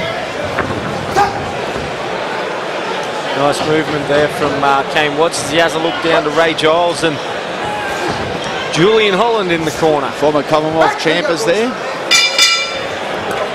Bell sounds, that is the end of round number 2.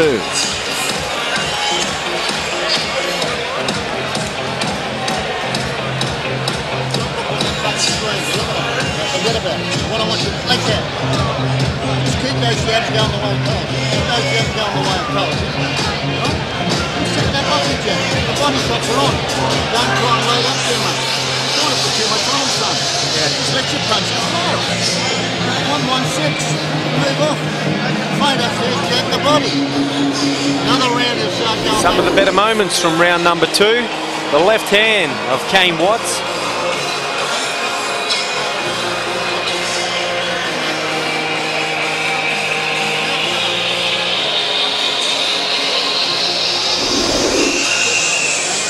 Seconds as we approach round 3. Ray Giles there in the corner of Kane Watts. He's forgotten more about boxing than most trainers will ever know. Been around the industry for a long, long time. Famous down at the St Kilda PCYC where the career started and will no doubt finish. Kane Watts in the gold and black. Jay Bryce in the solid black.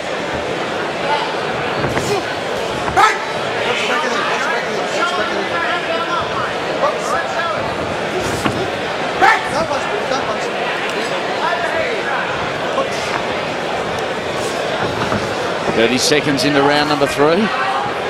Kane Watts avoids a couple of punches from Jay Bryce.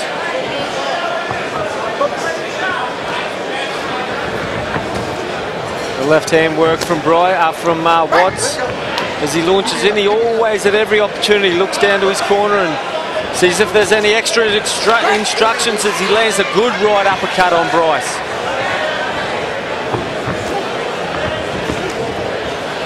Oh, and again. The uppercut from Watts.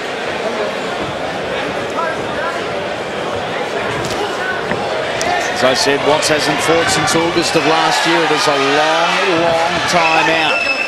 In between just 6 and 7 fights. Has a 14-centimetre height, 13-centimetre reach advantage over his opponent in Jay Bryce.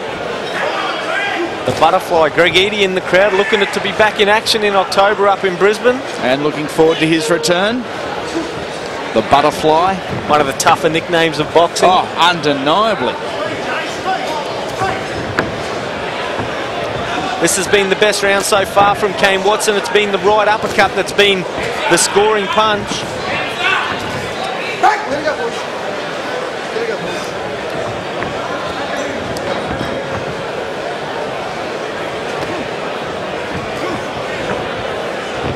Neither man has really changed tact from the opening couple of seconds to where they are now. Watts is still rushing in when he gets the chance. Bryce still just marching forward methodically. I'm so surprised we haven't seen a cut. Yep. With just the style of the fights as Bryce tries to dig one under and comes around with the left hook.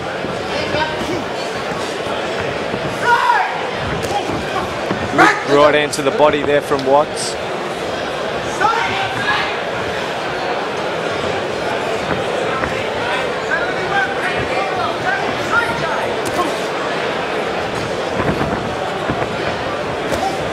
Good left hook from Watts again. As Bryce comes over the top, misses with the right hand, but scores with the left hook. Probably his best punch of the fight. Yeah, there wasn't a lot in that right hand. There's the left hook from Watts. Round 3.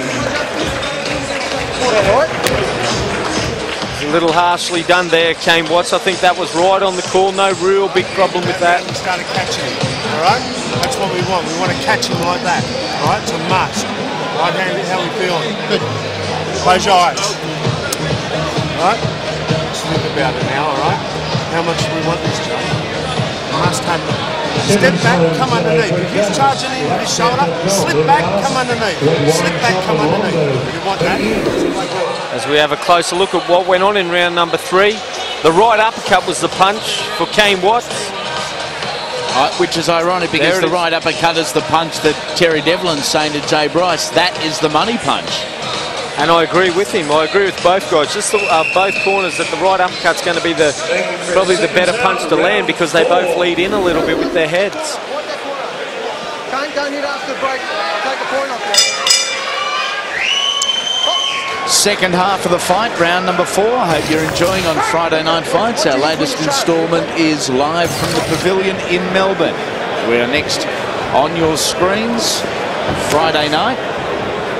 August 26, Robert Whaley and Anthony Brownlee, Michael O'Donnell, Danny Price, Adrian Campbell and Jason Konoski. And for those of you that remember back earlier in the year to our last promotion involving Ryan and Sheree Waters down at Cronulla, what a night it was.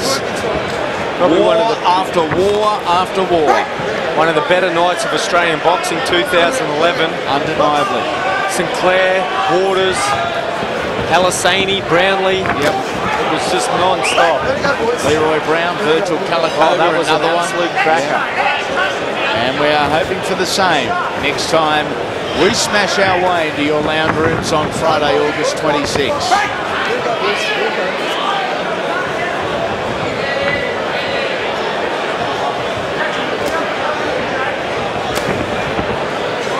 See now Watts is walking into that right hand. He's got to be very careful that he doesn't go into that overhand right at Jay Bryce.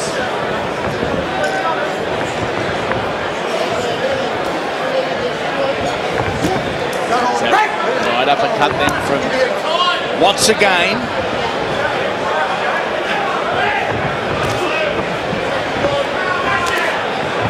Oh, the left hook. Good shot too, wasn't it, from Watts, who is, as I said earlier, a massive cruiserweight at 6'2".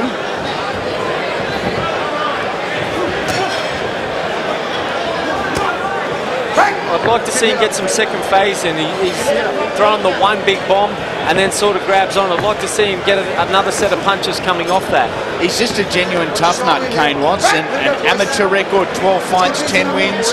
He kickboxed for a while, 3 fights, 2 wins. And whilst on the cruiserweights, we should also make mention tonight of Danny Green, who of course was beaten by Antonio Tarver for the IBO Cruiserweight Championship of the World and is taking some time off with his family and friends over there in WA to relax and assess. And I know, having spoken, albeit via text to him over the course of the last couple of weeks, that he is absolutely gutted with what happened. And going down to the man they call the Magic Man, but Danny Green, once again, did his family, his corner and his country proud. Went out there and put it all on the line. He would be devastated. He's a passionate Australian fighter. Fights for his heart, for his family, for his country. Certainly no disgrace in losing to Antonio Tarver, that's for sure. Absolutely not. That's round 4.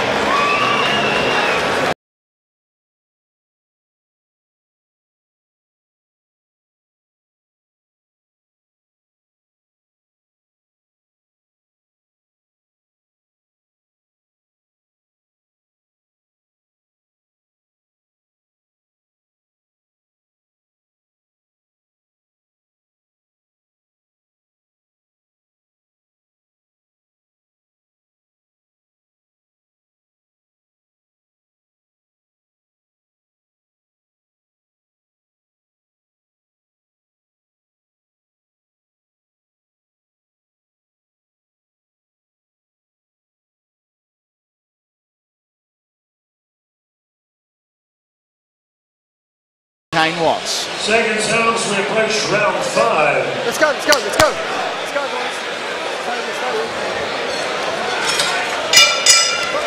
Here we go, round number 5 coming your way. Third fight of the night. Next up, Joseph Kwadjo, Blake Caparello, and our main event, Ammeth Diaz from Panama. And the 26th fight, Lenny Zappavigna. It is an IBF lightweight world title eliminator. Winner gets the shot at World Championship gold. Game they lunch.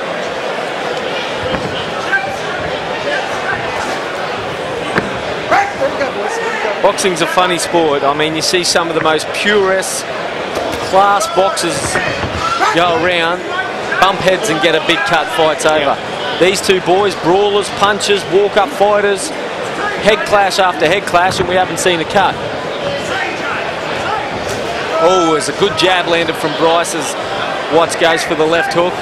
In fact, it's happened quite a lot tonight as both guys fire simultaneously. The shorter punch always lands first. Nice little right uppercut there from Jay Bryce. Starting to warm up a little now. Starting to get into it.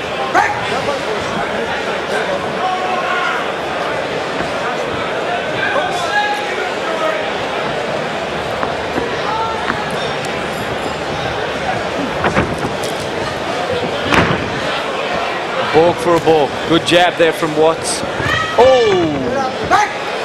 There was only a couple centimetres between that and one of the great headbutts in Australian boxing.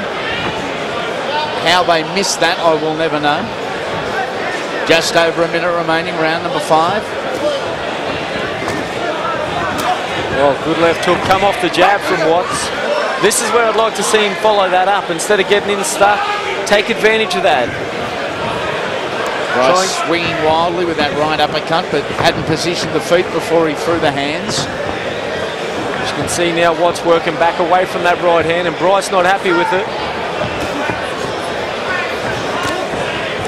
Left again, scoring shot from Watts, follows him with the right hand as again they clinch centering.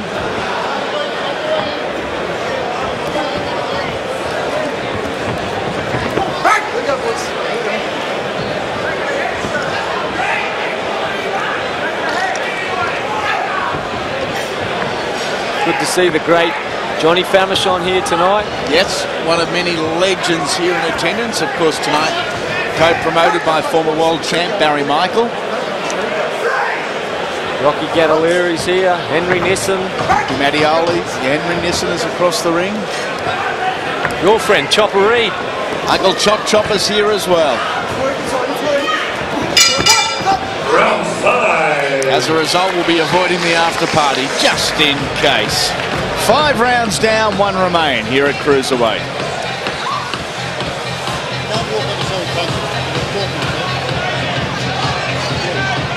This round. Celebrity guest world champion.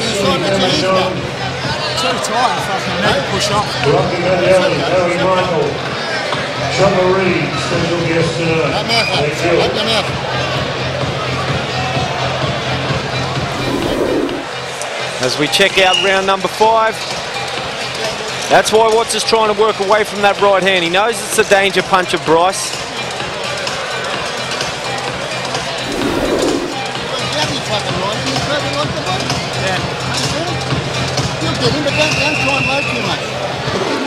Seconds out, this is the 6th and final round.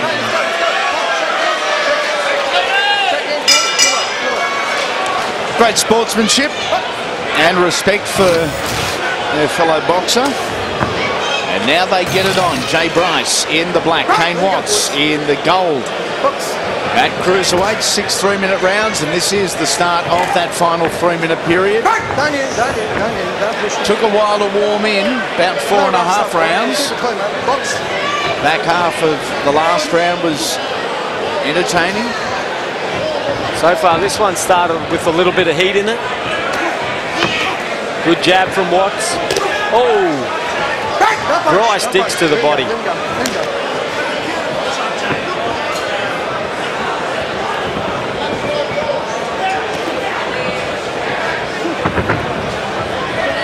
Got a bit of a sidestep there from Watts, trying to come in on a different angle. Oh! We almost caught them here in commentary. Just had to duck under that one. Bryce almost parrying, just slapping out of the way. The left-hand lead there from Kane Watts. And Kane came up the middle with the uppercut. Was Watts worried about the 6 rounds because he seems to have a little bit more go in him this round. And it's like he thought, well, I've got a lot left in the tank, I may as well use it up. Yep. Was he a little worried about doing the distance? 3 really noticeable victories on the resume of Kane Watts. 2 over Shane Tilliard, both inside the distance, and a points win over Steve Gillingham. Tilliard, who recently got a stoppage win over Thor Hoopman up in Brisbane.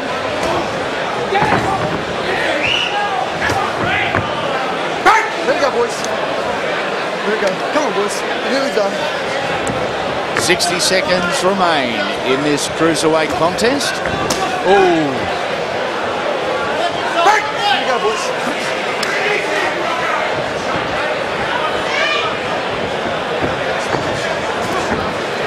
I like what Watts is doing. He's, you know, it's been hard to vary things for both fighters, but he's trying things in this last round. Yep. Sometimes working, sometimes not, but he's having a go at coming in on different angles and working around, getting around the outside of Jay Bryce. Come on, guys. Let's box. Let's box. The opportunity was there for that uppercut again. He had a good long look at it, had a second look at it, but by that time the target had moved. Final 30 seconds here at cruiserweight. Ignatius Missolides almost copped a short one there. Our referee. Let it go, boys.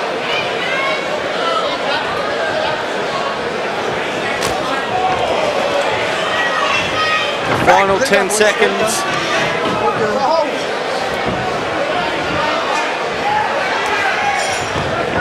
Jay Bryce and Kane Watts doing their thing for you on Friday Night Fights. An international matchup. And Watts here will be a clear points winner. Haven't had a knockout as yet. Terry Devlin, a little disappointed. Now still to come on this edition, our semi-main and main event. Up next, the light heavyweights. Joseph Kwadjo with a victory over Mr. Business Jamie Pittman and Blake Caparello. They are to do battle over 12 3-minute rounds for a regional title. And Ammeth, Diaz and Lenny Zappavigna. They are our main event. IBF lightweight world title eliminator, and there is the former Commonwealth champion Julian Holland in the corner with Lynn Jecker and the Professor Ray Giles. Ever the gentleman, allowing the ring card girls that extra room to get into the ring and do their thing. Good victory here. Well, we're assuming it's a victory for Kane Watts. Unanimous decision. He did it, and he did it well.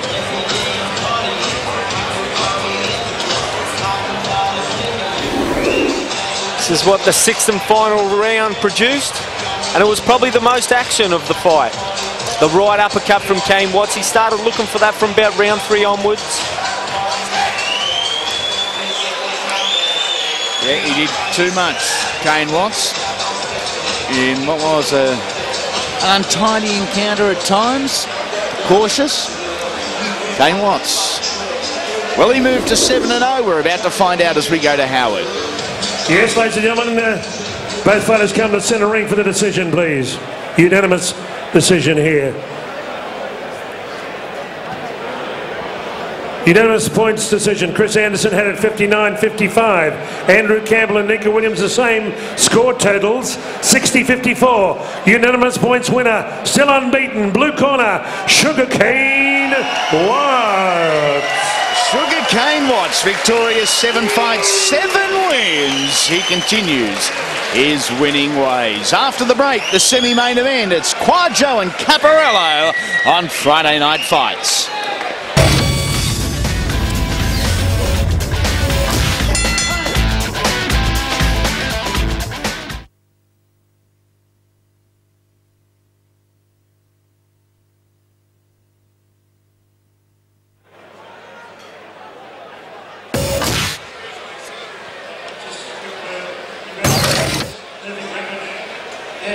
it's been a hard road back with a good 8 months off, so a bit of a struggle with a couple of injuries late in this fight, but got there in the end.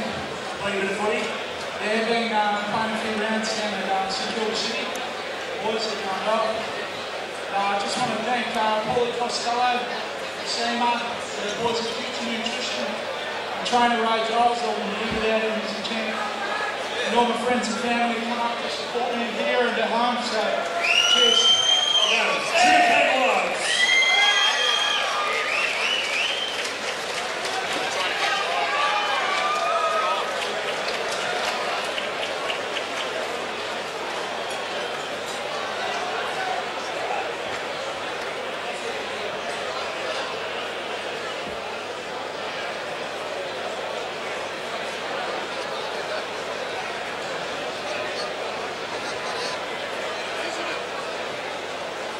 We're coming back with our semi-main event very soon.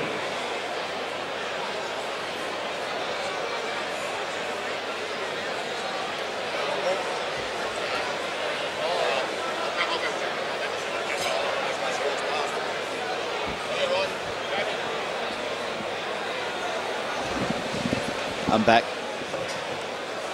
for more. More what? I don't know.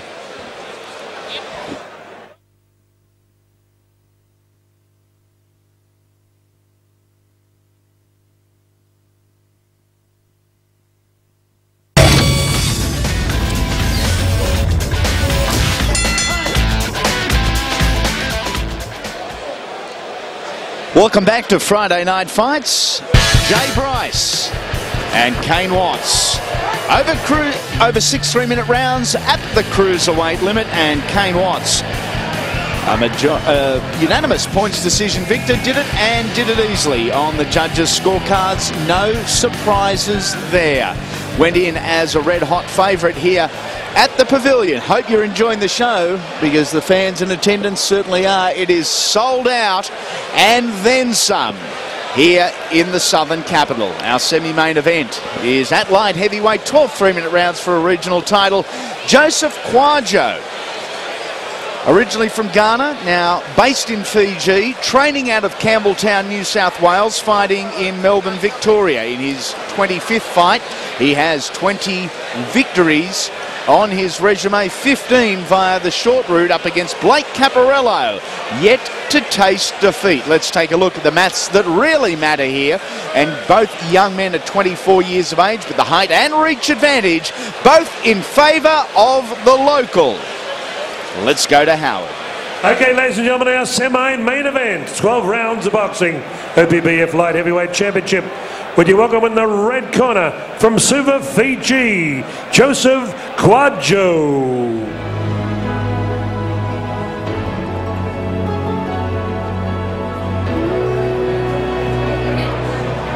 There comes a time when we heed a certain call, when the world must come together as one.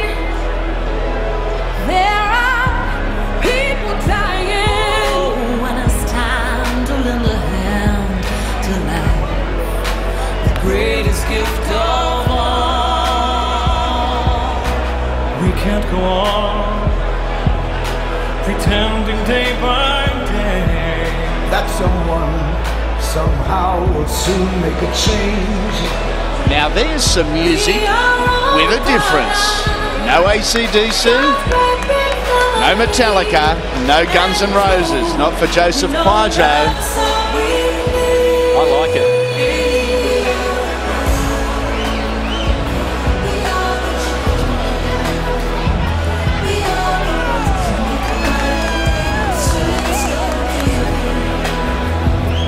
There's a choice we're making. We're saving our own lives.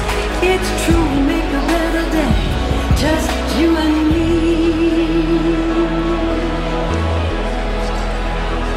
Well, sit in your heart. Okay, ladies and gentlemen, would you welcome in the blue corner from Essen, Victoria, Blake Caparello.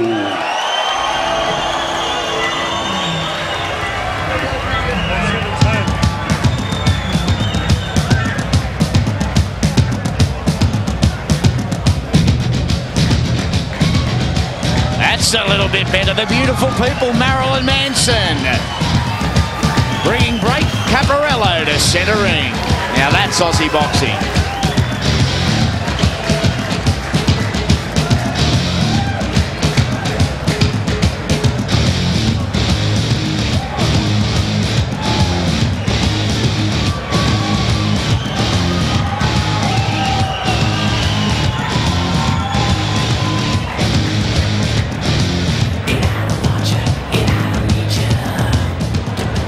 Ladies and gentlemen, our semi-main event at the Melbourne Pavilion. 12 rounds of boxing, OPBF Light Heavyweight Championship. Would you welcome in the red corner, World Traveller, hailing originally from Accra, Ghana, via Samoa, New Zealand and now Suva, Fiji. Coach Terry Devlin, Campbelltown, New South Wales. He won the IBF Australasian Super Middleweight Championship, approved by Ray Whitley, April 2010. He brings to centre ring a record of 24 fights, 20 wins, 4 losses, 15 inside the distance. Fondly known as the Pride of Ozu, Ghana, would you welcome Joseph Kwadjo. And across the ring in the blue corner, with the big team in the corner, Sam Labruna, Ryan Mitchellman and Nick Skolarikas, unbeaten in his professional campaign. 9 fights, 8 wins, 1 draw, 4 inside the distance. Ranked Ray Whitley, #2 light heavyweight contender in Australia at 78.90 kilograms, wearing black trunks with a touch of gold. Dubbed the Bomber, Bomber Blake Caparello. For this is Simmons Holmes Championship match. A referee Ignatius Miscellaneous. Judges Anika Williams, Andrew Campbell and Chris Anderson Sr. Here we go, 12 rounds of boxing. The Bomber, he's an Essendon boy, of course.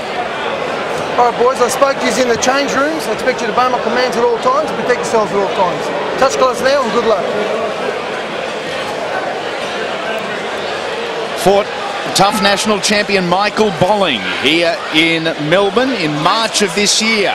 Did Blake Caparello victorious on that occasion. We haven't seen Michael since. Hopefully that does change. A very exciting young domestic product, Michael Bolling. And Blake Caparello tonight against Joseph Kwadjo, who we have seen before at super middleweight, albeit we thought he was a smallish super middleweight. He's filled out and filled out well, judging by the look of him. Looks in great condition. He's up against a very tall, very lean opponent here in Caparello. Light heavyweight is the division. 12 rounds is the journey. Caparello early on moving into the power hand of Kwadjo. Blake Caparello fast becoming one of the most entertaining fighters on the Australian boxing circuit. Will fight anyone, anytime. Certainly some fights there for Blake over the next 12 months. Very much learning his craft like many in the industry at the moment. A right-hander versus a left-hander. The right-hander is Kwadjo in the black trunks with the red, yellow and green striping. Caparello, the left-hander with the black and gold trunks. Very wide stance.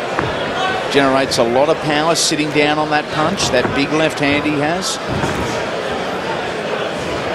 The right hand was the punch that did the damage for Jamie Pittman with Joseph Kwadjo, and I find it weird that Caparello's working into that. I'm sure he's got a game plan. For mine, I would like to see him working around on off the right hand, go around the outside of the front foot. Although he lands a good right hand down the middle, left hand, sorry, which is probably what he's looking for.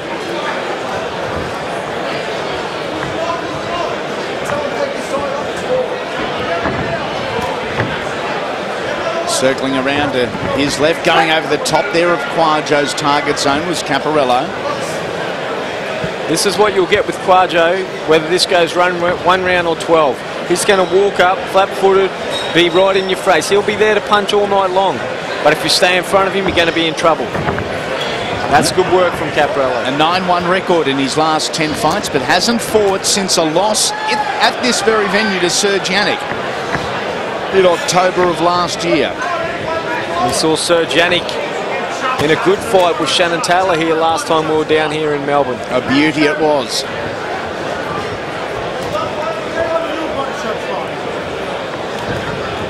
Caparello a little bit too far away from him. You've got to find him with the front hand first.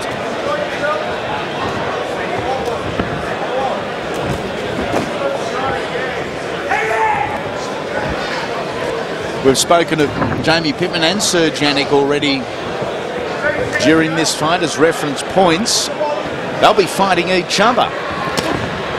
Wednesday, August 31, live on Fox Sports venues and main event television from the Derwent Entertainment Centre in Hobart. Jamie Pittman, Sir Janik, Johannes Muechapunga, Garth Wood. There's Joel Brunker, Mostyn Demon, Stevie Maxwell, Steve Jeremiah, Steve Lovett. In the main event, Masoli Albert, Daniel the Real Deal Gill for the IBF Middleweight Championship of the World. That is our main event for the evening. Make sure you're watching either at Fox Sports venues or Main Event TV. Right? Defense, right? Have to keep that defense up, right? Let him feel something in the body, mate. He's not going to enjoy it at all, brother. Now, both these boys can bang. Joseph Kwadjo against Jamie Pittman, round number 7, and caught the man they call Mr. Business by surprise on a Grange card in April of last year, if I recall, down 3 times in the 1 round. Blake Caparello has also got plenty of whack in his gloves as well. First round victory over Latoa here pre-telecast in May of this year. So there's plenty of power for both guys. Will they get the opportunity here? Didn't seem to be too much in the first round, maybe a bit of a feeling out process. It would be the first time that Blake Caparello's been scheduled to go 12. He went 10 rounds with Australian light heavyweight champion Shane McConville. Fought out a draw. Nice left hand down the middle there from Caparello. And this is exactly what he needs to do. Just punch off and just punch off on the angles. Don't stay in front of him. Dangerous left hand of Caparello, who has 9 fights, 8 wins, 4 inside the distance, 1 draw, yet to taste defeat. Kwadjo's record suggests he does have the power with a 75% knockout to win record. However, his first time campaigning at 12 stone or the light heavyweight limit.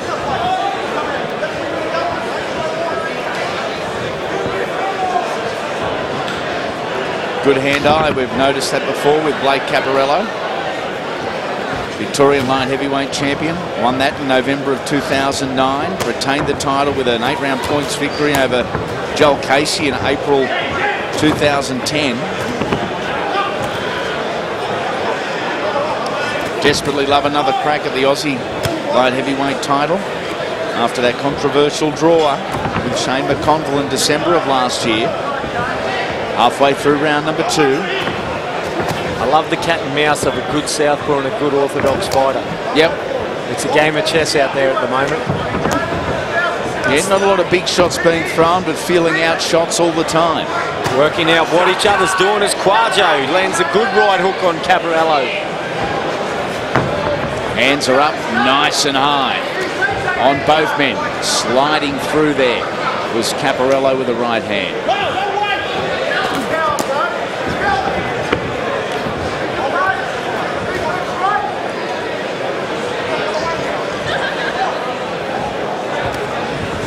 Nice work from Caparello. Not much there, but he just needs to just keep working around to the side. Just don't stay in front of Kwadjo. He's too strong. Even though we're up in light heavyweight, he could still bring that power with him. Oh, Caparello lands a good jab. Punched the taste out of his mouth there. It was a good, solid right hand from Caparello. Watch it in there, watch it. Oh, the body shot, a crippler from Kwadjo. Oh, and the boys are opening up a little here in round number 2, closing seconds.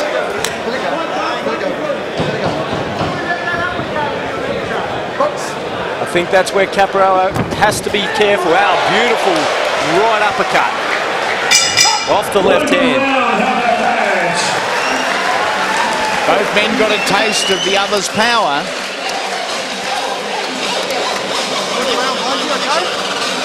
Stay off the ropes, okay? If you're going to go on the ropes, hands up, go around him, okay? Don't leave your hands down against the ropes, okay? Work. Double up that jab now when you turn him. On the 7, okay? Double up straight lines, then spin him again, okay? Good work, okay? Don't get desperate. There's some of the action from round number 2. Caparello on the back foot, Kwadjo on the front.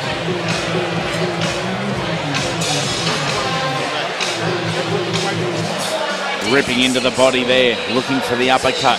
Joseph Kwadjo. Pride of Osu. Beautiful shot of the fight so far. Let's go, boys. Let's go. Wipe that corner down. Mouth guard, box. We go into round number 3. I agree with trainer Sam Lebrun. He does not need to stay on the ropes. He does not need to be in the range of Joseph Kwadjo, such a dangerous fighter.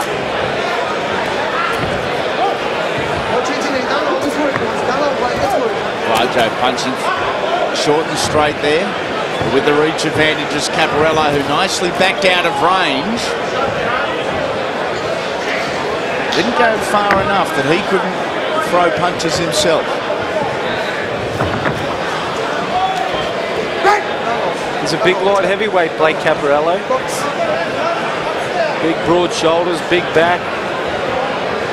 Yeah, there's plenty of him, isn't there? Only 24 years of age.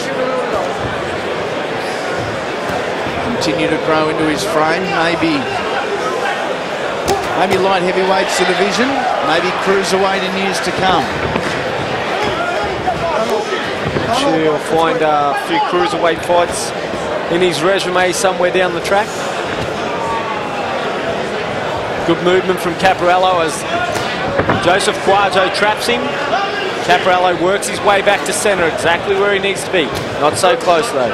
Trying to punch around the gloves there, around the defence of Caparello. Had a little bit of luck, Kwadjo. Keep your head up, keep your head up. I think don't hold him, okay? I told you don't hold, all right? I think Caparello just played into the hands of Kwadjo there. If he's in close, well, that's going to suit Joseph Kwadjo. Good defence.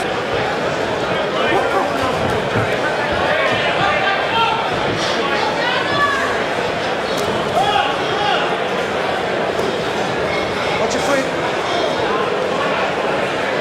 Common thing with the orthodox southpaw fighter, a lot of stepping on the front foot of each other.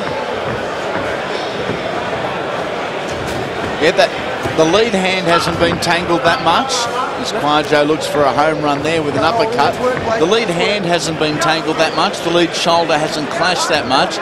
But those lead feet, so important too, isn't it? That who is able to get on the outside when you need to be on the outside. That's the key for mine, is get around the front of that front foot. Work around it. It'll open up your power hand down the middle. Of course, there's also times where you want to be smack bang on the front foot. That's right.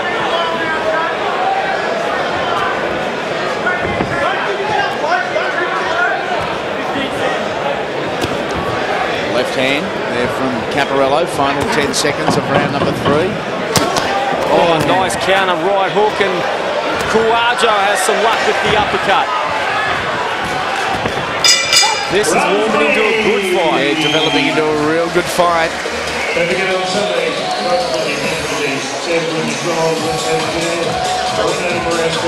Boxing Victoria, Honest Young Amateurs in Victoria, Sunday, 1 o'clock. Hey, right here. Don't dip your head down to the ground, okay? Jam him, turn him tight, okay? Straight lines, mate. But when he comes forward, turn around, okay? Well done. Some of the highlights from round number 3. Beautiful right uppercut from Joseph Kwadjo on Blake Caparello. This takes too long. Why are you waiting? Beat him to the punch move. Boom. Oh, great shot. Round 4. Come on, guys, let's go, let's go. Come on, guys, seconds out. Quick, mouth guard. Mouth guard. Here we go. Warming nicely at the back end of round number 3 as we start round number 4. Original title is on the line. Our focus is more on bragging rights, more important. To be honest, to get the W next to your name. A lot of regional titles out there to be won.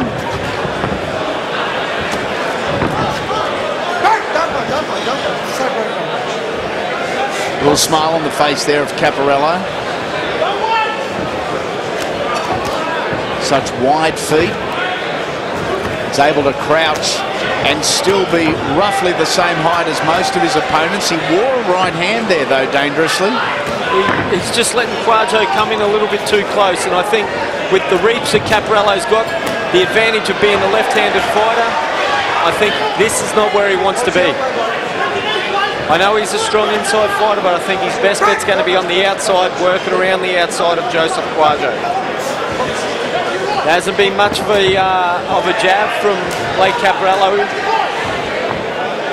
I know it's not a common punch thrown with the orthodox southpaw, although we did see Deadly Rob Medley with a beautiful performance against Gary Comer late last year, I think, down in Penrith.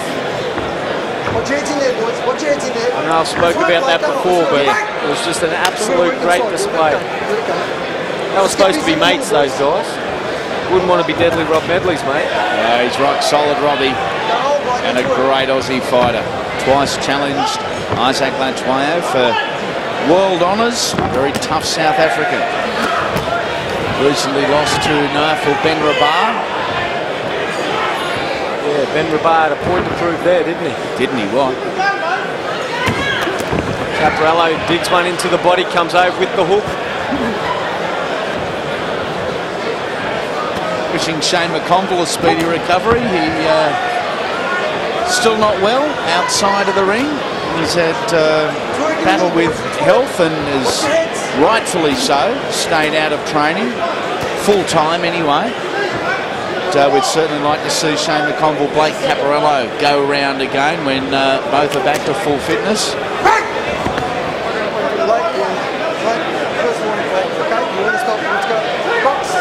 Under 30 seconds remaining, round number 4. Caparello gets a warning for holding. Not his first warning. Don't hold him, Mike, let's work.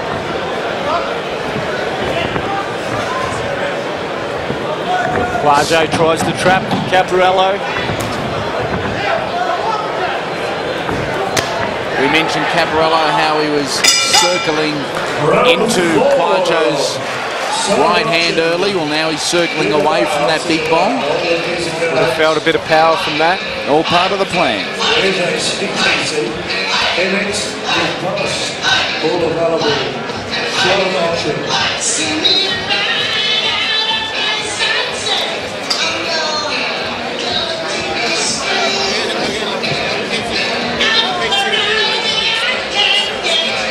Here's what round number 4 produced. Caparello tries to catch out Joseph Kwadjo. Kwadjo walks him down.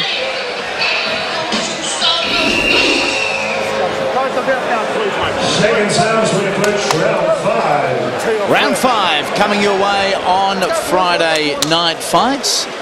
Blake, you've had your first warning for holding, right? Wipe that corner, let's go, let's go! A reminder there for Blake Caparello about the warning for holding.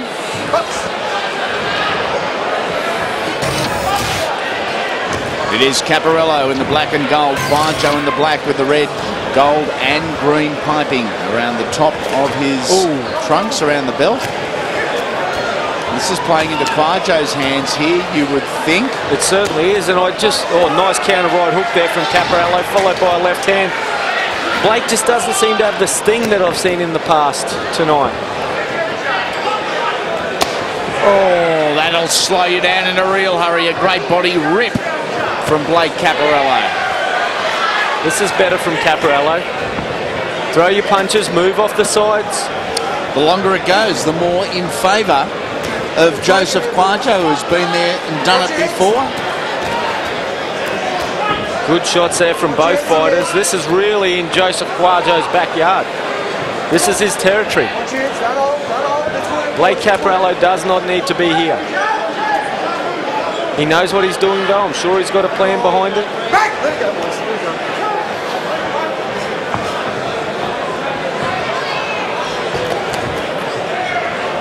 Halfway through round number 5. Main event is up next. Ammeth, Diaz, Lenny, Zappavigna, IBF World Title Lightweight Eliminator.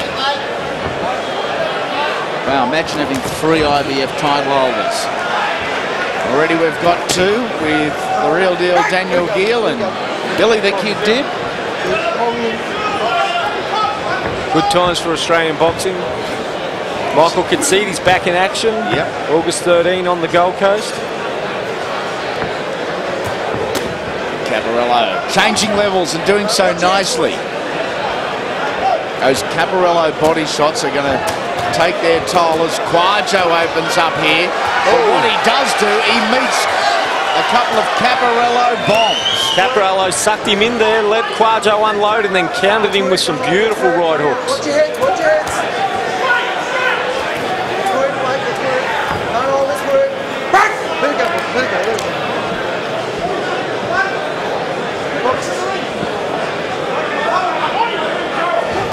Oh, he loaded that one up, Caparello.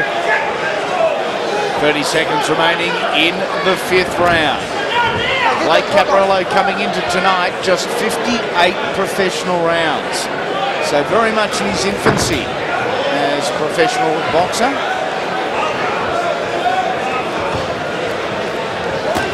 I think he's a confident young man, Caparello. It was about his 5th or 6th fight when he fought Shane McConville over 10 rounds, so he's not overly too worried. He backs his fitness, backs his confidence. As he lands a good right hook. The right hook was the punch there for Caparello. Good round. Both fighters having their moments.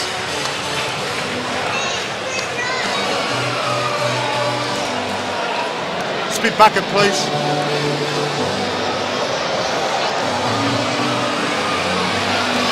Go one more, spit out again.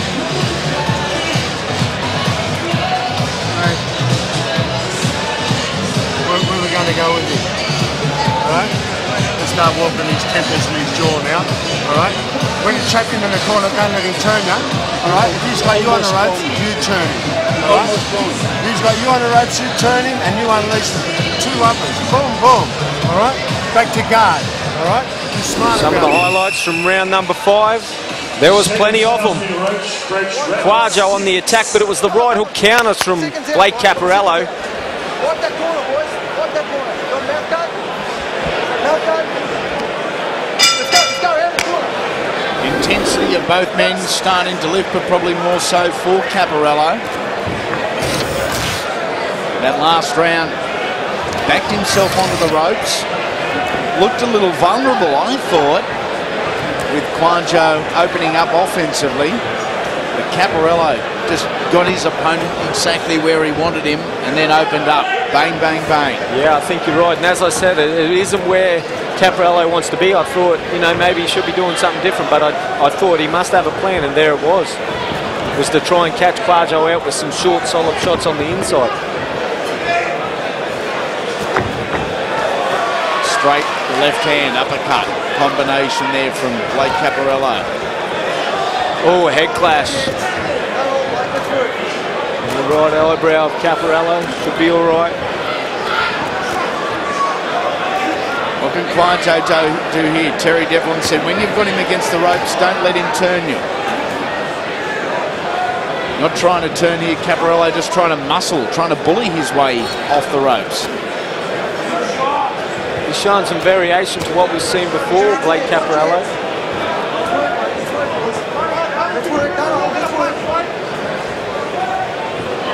Doesn't seem to be any claret from that head clash. No, thankfully. Body shot there from Kwadjo, who finally gets turned. It took a while, and Caparello then fires off with the left hand. The left hand's the money punch for Blake. The right hand for Joseph.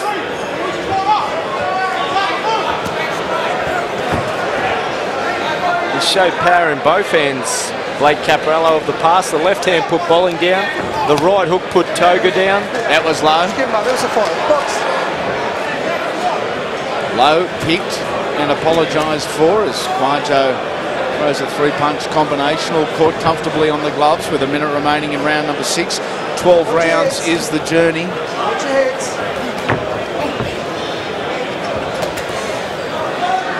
It's working there, Blake. It's work. It's work.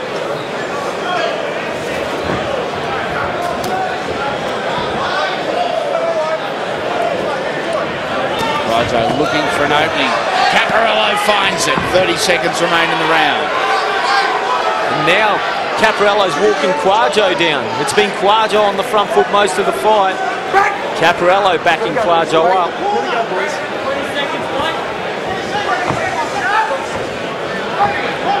Caparello now confident enough. He's got that right hand, the jab hand, the lead hand if you like, down comfortably on his hip when moving forward. Raises it now, part of his defence.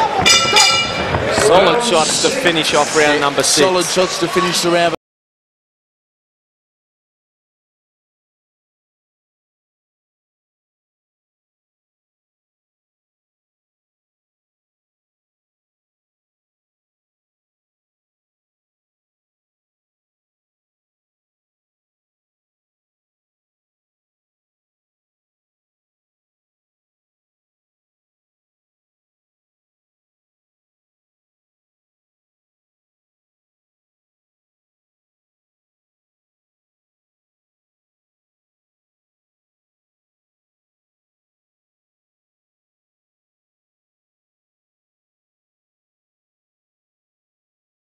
Left from Blake Caparello, the bomber. Seconds house as we approach round 7.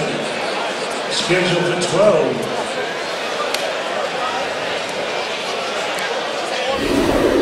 Surprising there hasn't been more head clashes. Very much like our last fight with Bryce and Watts. Both guys keen to get on the inside and do so first. It's not so much a case of wanting to get in there and stay in there, but they want to be the first one on the inside. You see a lot more head clashes with the lefty and righty. Yep, most certainly. Kwadjo on the front foot here. The confidence not down. Nice move there from Caparello as Kwadjo walks him back to his own corner. Pinned against the ropes here, Caparello. He's going to have to punch his way back into ring position. That's what he does there. But again, Joseph, 24-year-old living in Suva, Fiji. Poses his will and puts his opponent, albeit taller and longer, back onto the ropes. Hands are starting to come down from Joseph Kwadjo as Caparello makes him miss. Oh, good combination from the bomber Blake Caparello.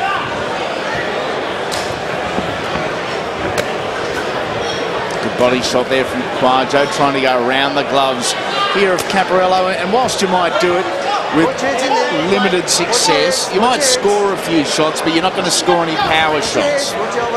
That's right, but it's accumulating over, you know, a 12-round fight.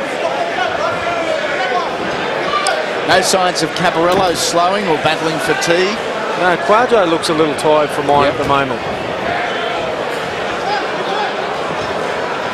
Mouth's a little bit open, and earlier on I pointed out that, you know, he's a walk-up, flat-footed style fighter. If you get a look at his feet, they're quite flat, and he just usually walks forward trying to land those shots. No real spring in his step.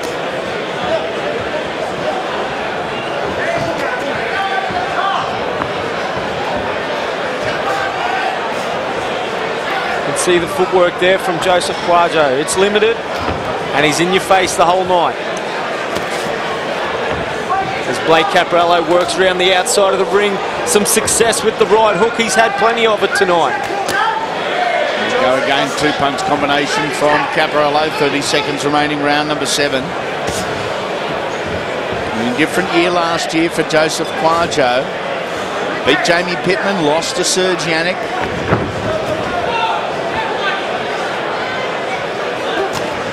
Good left hand to the chest. Caparello's got such long arms.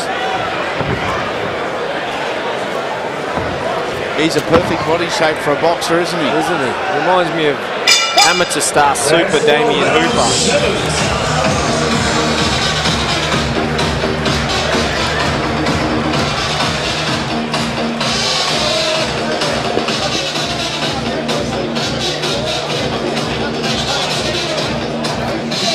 Your text message.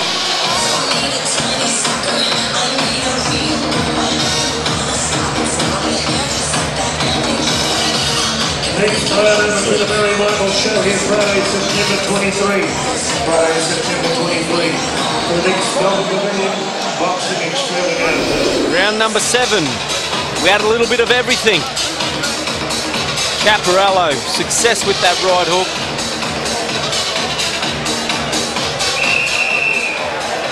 Good movement from Caparello, and that's what he needs to do. Hit and move, hit and move. Come here. You got mouth guard in? Off that corner, boys. You got mouth guard.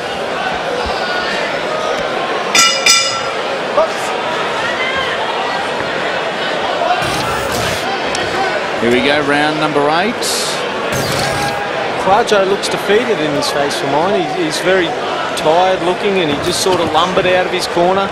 Caparello's still got the spring in his step.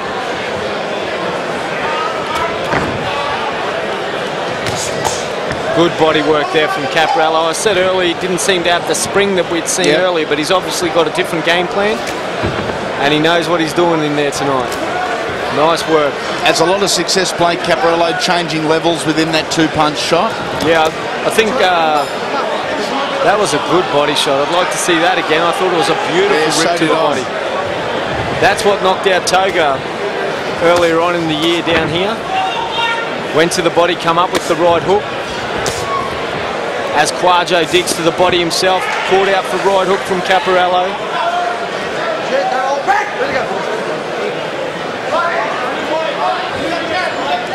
Two very talented young blokes here. 24 years apiece. Inside the middle minute of round number 8. Don't forget, up next, our main event, Lenny Zappavigna, Ammeth Diaz, IBF lightweight world title eliminator. Winner gets Miguel Vasquez. Over the top with Kwadjo.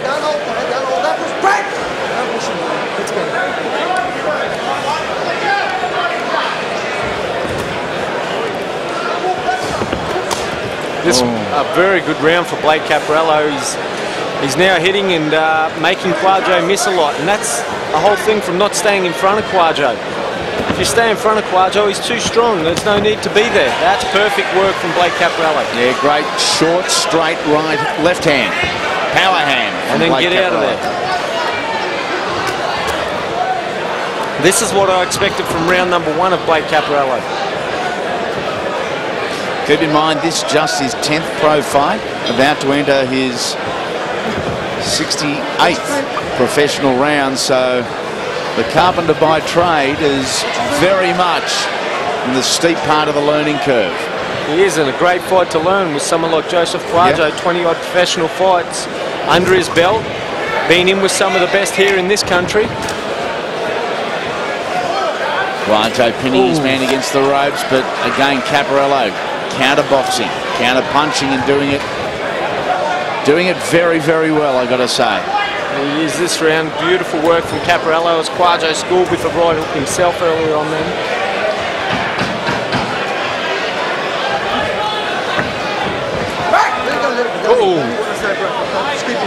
Referee nearly copped one there.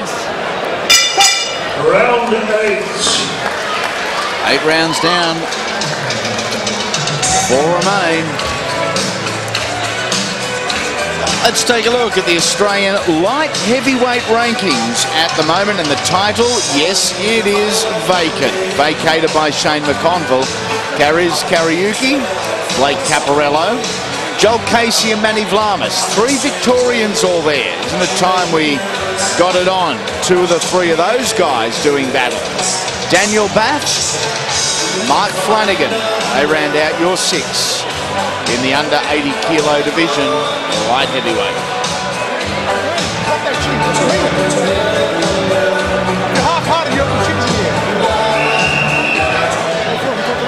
Maybe Chris seconds out to round 9. Let's go, let's go. Let's go out of the ring. Now go, now go. And we fight on. Round number 9, moving into the championship rounds. I think originally scheduled tonight was Daniel Baff and Blake Caparello. Yes, Daniel Baff got knocked out over in New Zealand. Right, he did too, yeah. And I think that was by, oh no, sorry, it wasn't Toggle at all, was it? No, it wasn't. But, Daniel was originally scheduled here. Knocked out on the Anthony Mundine, Sonny Bill Williams undercard in New Zealand. So was pulled from tonight. Chris Kariuki back in action, was in the gym sparring last night down at our gym. He's looking at getting a fight over in the States in September.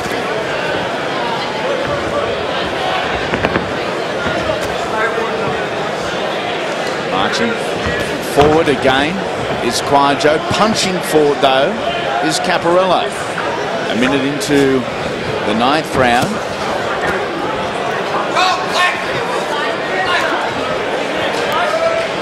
Short hands but fast hands from Caparello, both scoring punches, neither with the volume rider.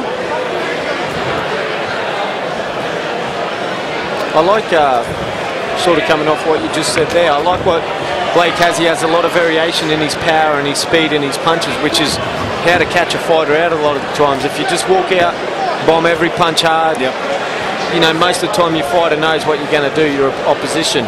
But Blake varies that quite well, and it's sort of hard to tell when the power shot's coming.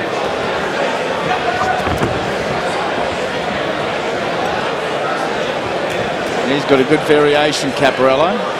A in punches, but B in power. And he exhibits both. 2 minutes down, 1 minute remain in round number 9. Very much Blake Caparello's fight. Fight to win. He hasn't had things his own way. No, I think it's a perfect example is when Blake allowed Kwadjo to be on top of him, to be inside, then he brought the fight closer. But now, the last few rounds, Caparello's been working around the outside, not letting Joseph Kwadjo get set, and he's having a lot more success, and the rounds are quite comfortably going in the favour of the blue corner, Blake Caparello.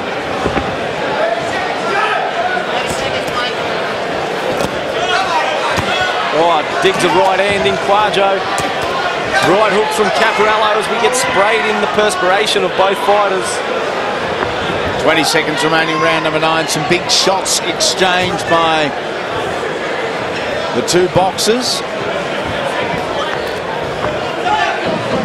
A lot of the fight has been fought up against the ropes. It really hasn't been contested centre ring. As Kwadjo digs to the body again. He tries changing levels and does so with some success, but it's almost a case of whatever you can do, I can do better, as Blake Caparello fires back and does so almost effortlessly. Mark Simmons will make the presentation after we read out the judges' score tables if we get that far.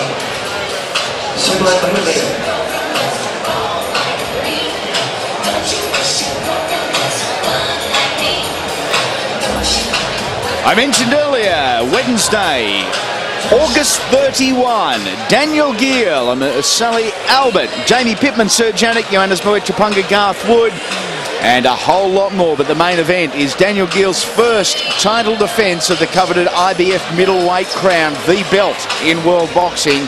Gill and Albert, you can only see it on Main Event TV and Fox Sports venues Wednesday, the 31st of August, the 7 p.m. bell time.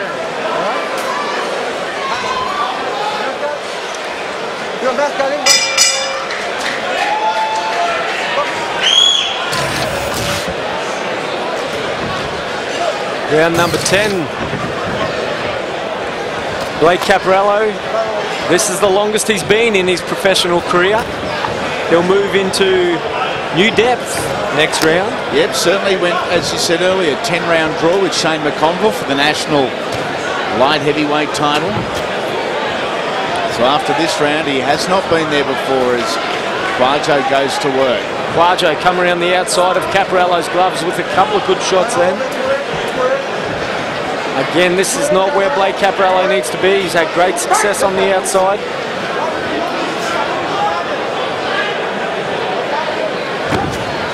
Nice left hand down the middle from Caparello.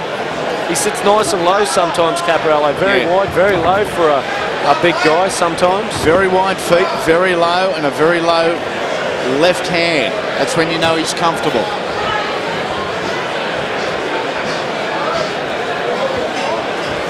Has been tagged a couple of times by the right hand of Joseph Kwadjo because his left eye nicely swollen.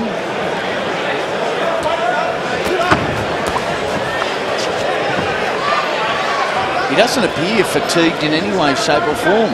Caparello? Yeah. He just looks like he's cruising. He looks like he's not phased at round number 10. He's got another 10 in him quite comfortably. Kwadjo, since about round 4 or 5, has had the mouth open and has looked a little fatigued, but he's still working away, Joseph Kwadjo. Here he looks like he's going to load up a right hook. Nice work from Caparello, took it away from him.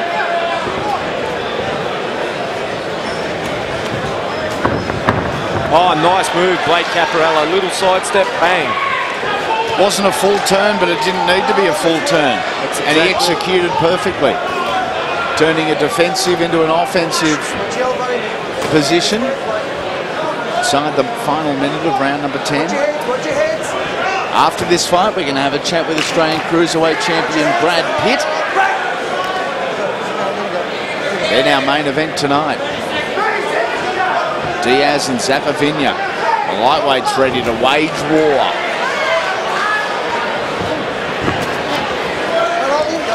Little wild there from Caparello. Unlike him, because he's a very calculated young boxer. Back into the corner here. Nice balance from Joseph Kwadjo then as he landed that right hand down the middle on Caparello. Grits the teeth. Kwadjo as he digs him in and Caparello answers, fires him back. Good finish to round number 10.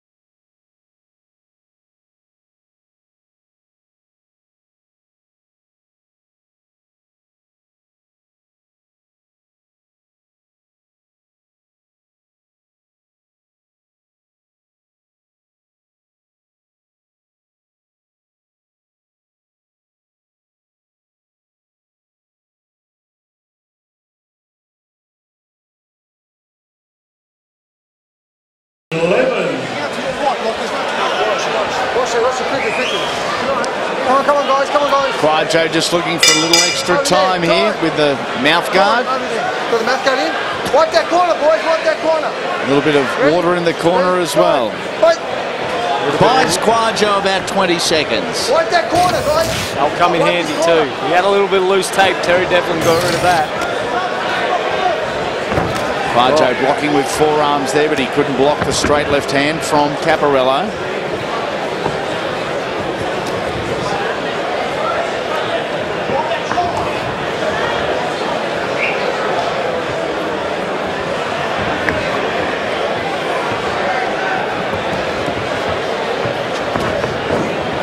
Trying to fire out the left hand there was Joseph. But what he's found over the last couple of rounds is that Blake, offensively or defensively, front foot or back foot, has found his range. He's got and he's not allowed Joseph in there. So Joseph's throwing these punches and they're falling short by a couple of inches.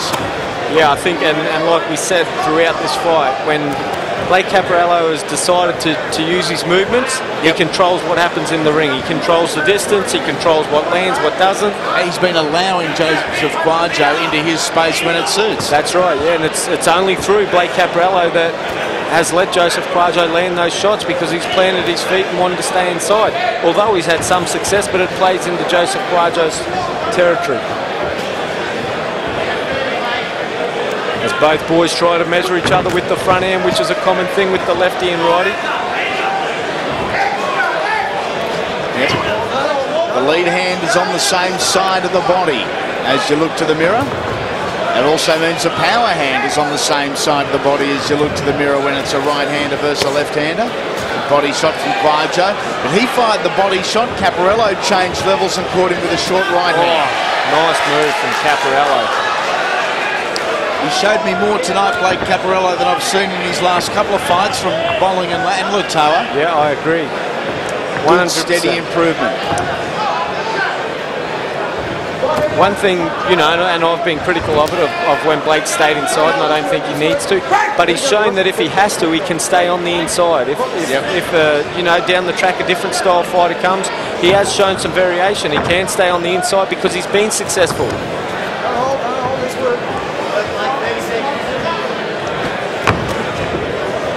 Certainly maturing well as a young light heavyweight on the Australian circuit, Blake Caparello.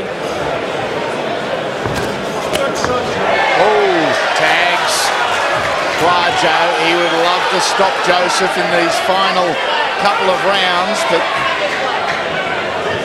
maybe an overhand left coming here from Caparello, trying to bring Kwadjo on.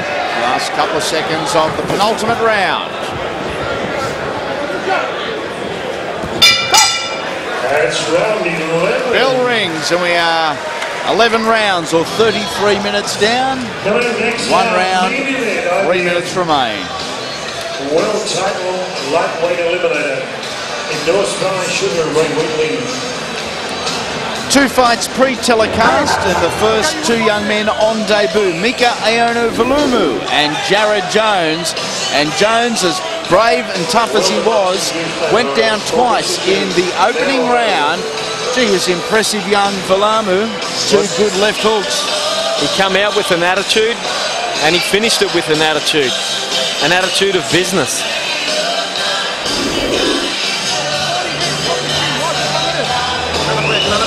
Last round. Seconds down, 12th and final round. 12th and final round. Joseph Kwadjo in the black, Blake Caparello in the black and gold. They embrace, now they go to war.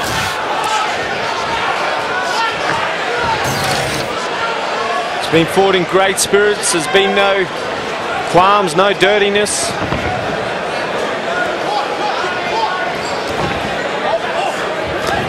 Still one fight to go, the main event, Ammeth Diaz. Lenny Zappavigna, that is up next. We're also going to have a chat with Brad Pitt, the Australian Cruiserweight Champion. In the meantime, the 12th and final round in our semi-main event for a regional title.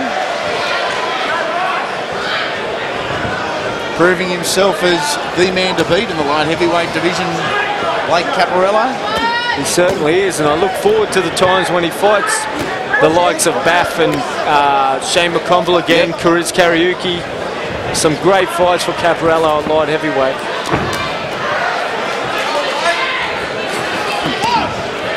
Two minutes remain. Joseph Kwadjo needs more than just a punch, he needs a miracle. Not a KO tonight. I think it was the same last time we were down here at the Melbourne Pavilion.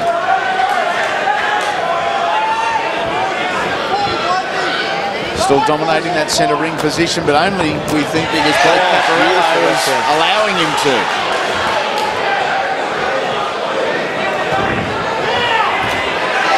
Nice left hand again there from Caparello.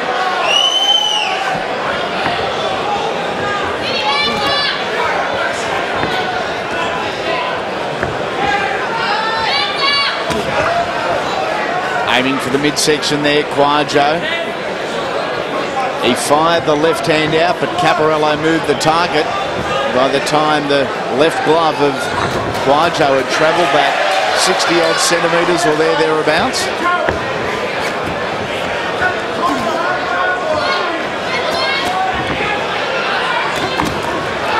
Kwadjo with a left hook, couple in there, but still Caparello with the better of the punches.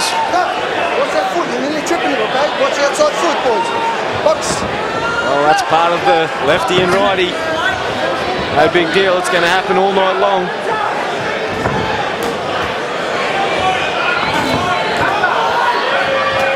It's an outstanding performance, and I'm not officially the head of the Blake Caparello fan club, but I might well be soon, because thoroughly impressed with what he has done and how he has done it tonight. Yeah, like I said earlier, he's fast becoming one of the most impressive fighters on the Australian domestic scene, and one to watch, that's for sure.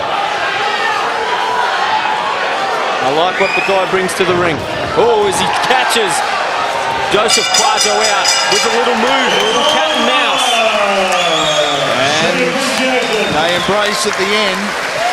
How close will this be to a complete shutout? I think we might see maybe 1 or 2 rounds go to Joseph Kwadjo and the rest all Blake Caparello.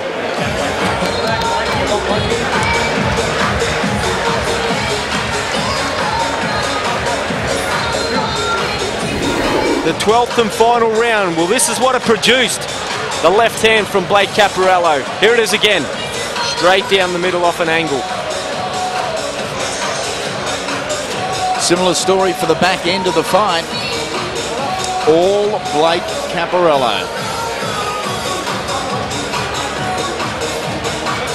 No shame for Joseph Kwadjo going down to that young man tonight, because there's going to be plenty over the course of the next couple of years that Blake Caparello will beat.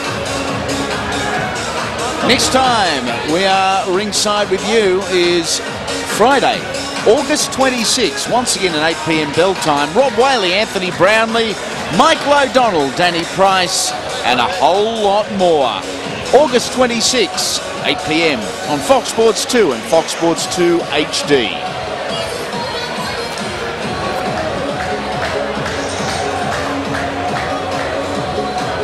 Joseph smiles at the end as the two warriors touch him up at the end. A great respect there. Caparello will increase his record. 10 fights, 9 wins, 1 draw, and still with the 4 inside the distance. Let's make it official. Let's go to Howard. Thank you, ladies and gentlemen. We have a unanimous decision after 12 rounds of boxing. Judge Chris Anderson Sr. has it 116-112. Judge Andrew Campbell 117-111. Final count, Anika Williams 119-109. Your winner, blue corner, Blake the Bomber Caparello. A 4, a 6 and a 10-point split from the 3 ringside judges, but the decision's the right one. Blake Caparello victorious, and after the break it's main event time on Friday Night Fights.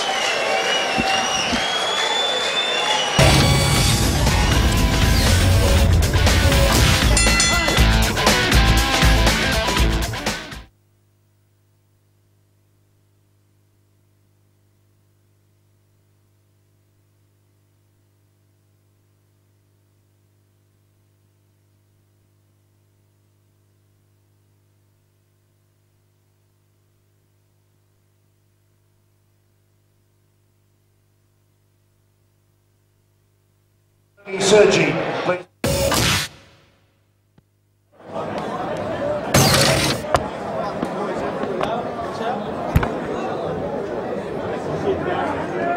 Tigers one. Tigers one.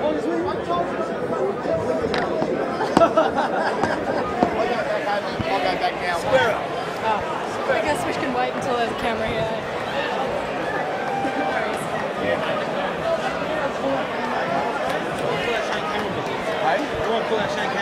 How's he going to smash the with the cameras for the Bezak Cup? We'll go up there. I'll jump Brad here. coming here. Yeah, we're going to have to jump. Cuddles. And you know what's getting a mention too? That's a shit. I like Lincoln Hudson. It's about Lincoln Love. Love for our trainer. Go again? Okay.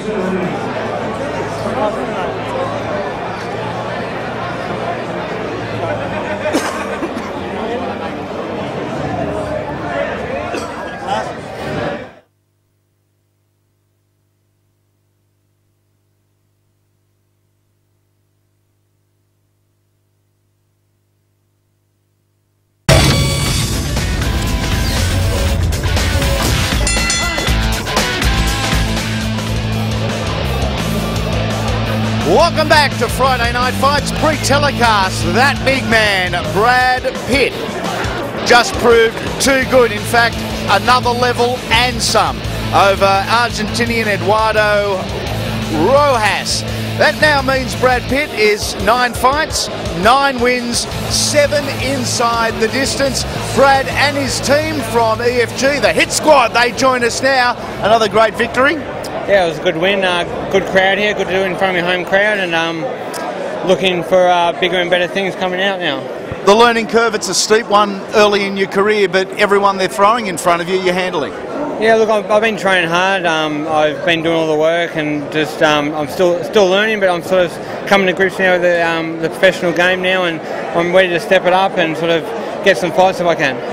I love the T-shirt, and this one is that man. Here he is. He comes up right on a T-shirt, doesn't he? One of the great stitch-ups of all time. Manager Fidel Turkel joins us, and it's a problem you're having with Brad Pitt at the moment. It's a problem in Australian boxing. A young man with 9 fights, but you can't find an Australian that wants to fight. Andy, we're trying everything we can, mate. We're offering everybody. Most people will turn it down. I don't want to call nobody out, mate. We're a fair team. We love all the cruiserweights, from McCracken to Oman to Vaya. We've got massive respect for them. Mate, if anyone wants to step up, we're up for it. You know I paid the money. Mate, Fox Sports always got shows. I'm sure we can get this going. Australian title, whatever you like. But, yeah, guys, if you don't want to step up, there's one bloke we really want to step into that ring with him. It's Big Shane Cameron. Big Shane Cameron. As we take a look at the Australian rankings at the moment, Brad Pitt is our champion. He won that title with a KO victory over Daniel Aman here in Melbourne not long ago. But Forsyth, McCracken, Vay, Aman, Oganoff, Kerry Foley, that won't happen because it's same stable. But Lincoln, the offer is open to anyone in Australasia. That's correct. The offer's open to anyone. You know, like Brad's not taking any shortcuts. Anyone out there that wants to fight us, we're ready to go. An increasing problem in Aussie boxing. We've got these superstars, but for whatever reason, matching them is becoming harder. Little bloke here at the end, he's not in the cruiserweight division. Will Tomlinson, and an IBO world title shot just around the corner. Yeah, hopefully, mate. I'm very excited about it. Possibly the first time in 20 years we'll bring a world title back to Melbourne, and I'm more than ready for it. And you know, it's been a long time coming, and I just want to make it happen.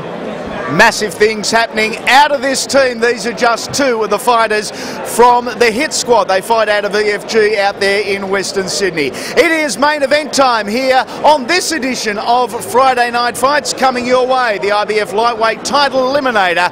12 3-minute rounds. Ammeth Diaz from Panama up against Lenny Zappavigna from Sydney, coming off his first loss. That was in March of this year over in the United States. Let's take a look at the match that really matter, and Zappavigna giving up 12 centimetres in height and 8 centimetres in reach, and every little centimetre counts. It is time for our main event, Diaz versus Zappavigna. Let's get the Warriors centre ring. Ladies and gentlemen, would you welcome into the red corner from Panama City, Panama, number 7 ranked IBF lightweight challenger, Ammeth Diaz.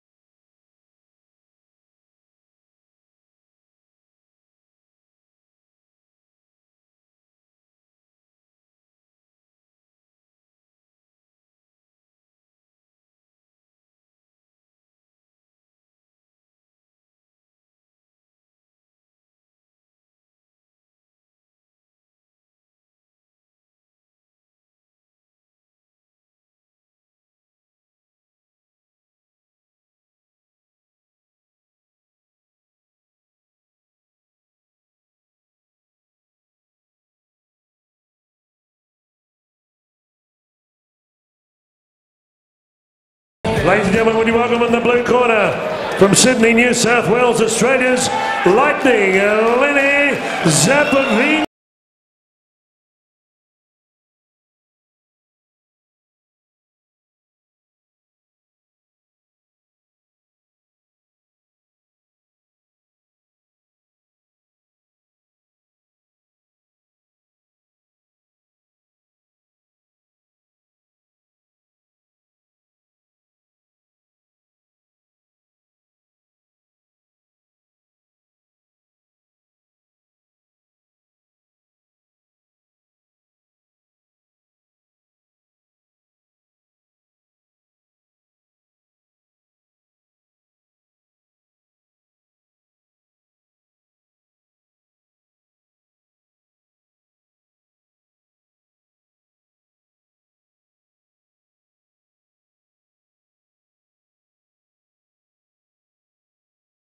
In respect of the national anthem of Panama, followed by the national anthem of Australia, to be sung by Mr. Tony Sergi.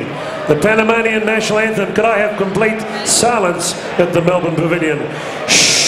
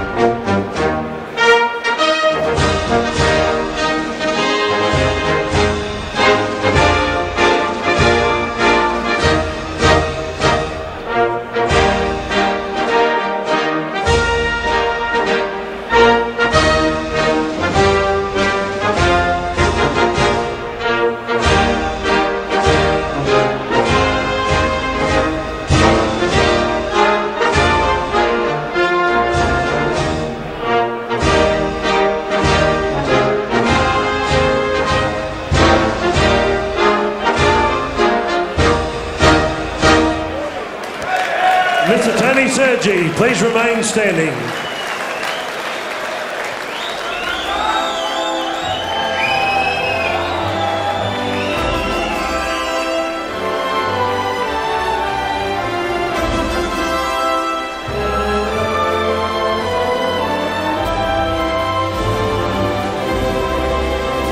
Australians, oh, let us rejoice, for we are young and free, with gold and soil and wealth for toil. Our home is good by sea. Our land abounds in nature's gifts of beauty, rich and rare. In history's page, let every stage advance Australia fair. In joyful strains, and let us sing, advance Australia fair.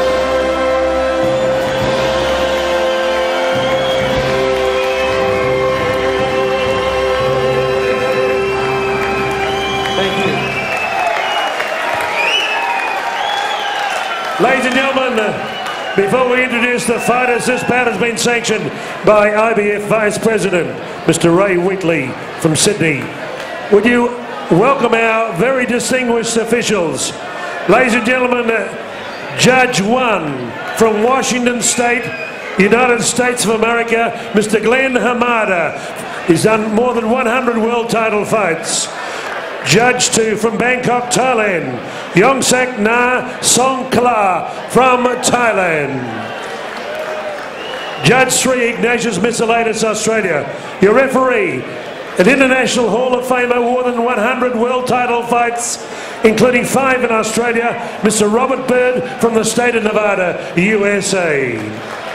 Here we go for the vacant IBF World Lightweight Championship, vacated by Mexico's Miguel Vazquez. Would you welcome in the red corner, wearing predominantly black trunks, from Panama City, Central America, head coach, former WBA World Super Flyweight Champion, Rafael Pedrosa. This fighter, ranked number 7 lightweight contender, holds 5 Panamanian titles. At 61.20 kilograms, falling known as Chlorofimo. Would you welcome Ammeth Diaz. And across the ring in the blue corner from Leamington, Sydney, New South Wales, Coach Tommy McCurry, ranked number 5 IBF contender in the world. 26 fights, 25 wins, 1 loss, 17 wins by knockout. At 61.20 kilograms, would you welcome Lightning Lenny Zappavigna. Robert Bird to give referees instruction. One on the arms, there you go. Hey, gentlemen, you had your instructions in the dressing room. The only thing I'll remind you of now, when I tell you stop, what that means is stop whatever you're doing, give me a clean break. Protect yourself at all times, obey my commands at all times. Let's do this. The height and reach advantage, most certainly, to Ammeth Diaz, that man from Panama.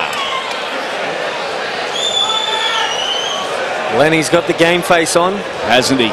Looks focused and he looks determined. 25 wins, 17 KOs in the career of Lenny Zappavigna. The IBF Lightweight World Title Eliminator. Our main event on Friday Night Fights. We are scheduled for 12 rounds, both men head-hunting.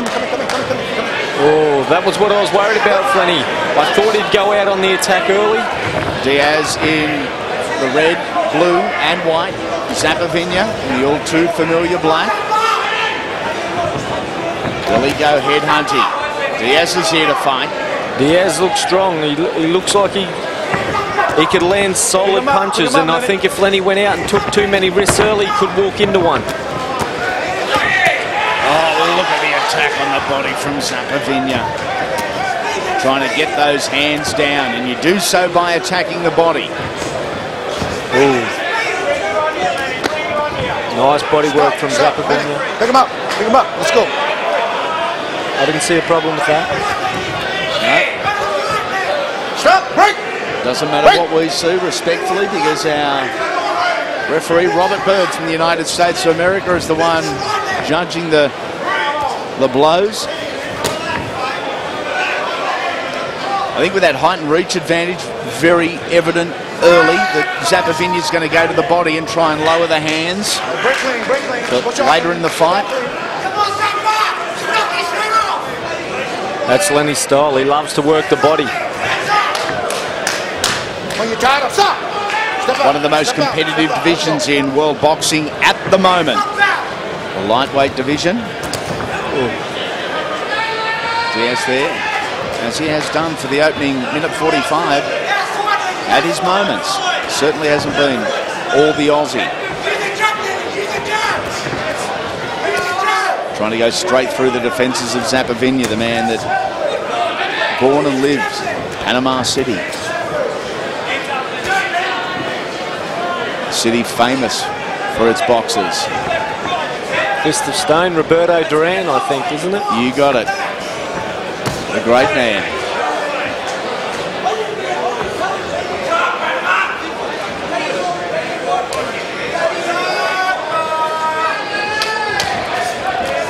Zappavigna trying to counter there with the left hook. Stop! Step out, Lenny. I thought, as I said in our opener, I thought Lenny's best bet would be just stay patient early on and don't take any risks and just try and scrape through the rounds. And when the opportunity's there, whether it's round 1, 2, 3, 5, 6, when the time opens up, then get in and work inside those punches where he can let those shots go, as Diaz is quite a risky puncher early on.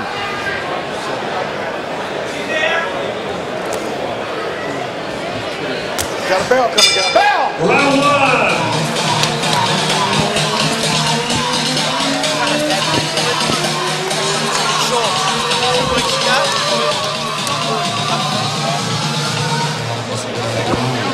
Straight on with his right hand.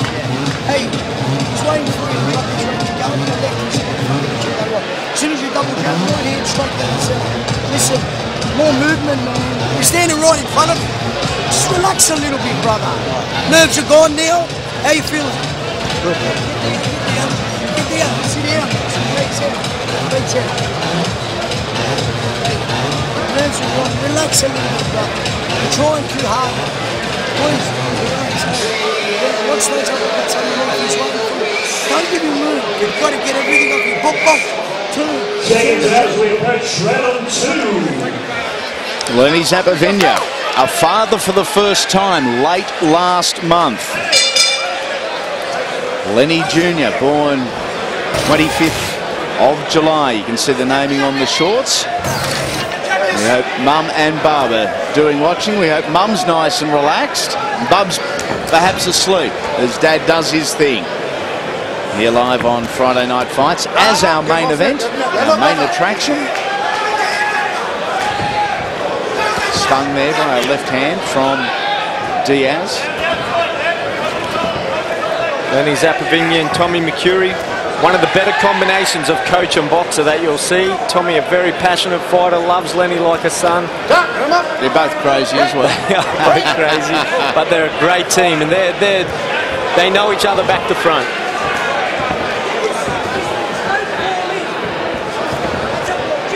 Good jab there from Diaz.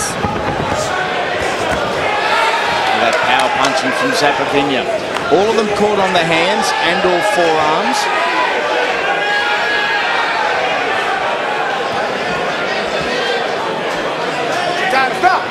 Lenny got a sniff of what it could be like as a world champion, and here he is tonight trying to get his second opportunity. Oh, as he lands a good right hand. A good but long right hand. There's a short straight left hand from his opponent Diaz. Halfway through round number two. He's got a savage left rip, left hook. Zappavigna as he eats one and gives one back. Oh, he's got Lenny! Oh, he has been tagged and big time. Zappavigna down. 5, 6, 7. Ed, you good to go? Well. There is something we didn't see coming. I did, and I said it in the opener. I'll say it again now. I saw the videos of Diaz, and I thought he was very risky early on. Wait till I got you. Step out. Let's go. Go.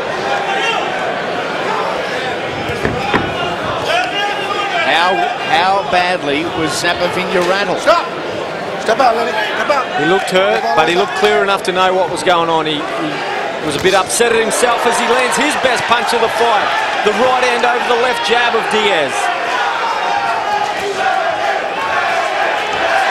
This is where he's got to be careful. We've seen Lenny Zappavigna down before, and we've seen amazing intestinal fortitude for him to come back and post a victory. In particular, a third-round knockout of Ryan Langham, a fight some years ago, an absolute war where they both tasted the canvas in the first, second and third rounds. 10 seconds. Lenny's eaten a couple of left hooks here as well from Diaz, which are very dangerous. You've got to get that backhand tight.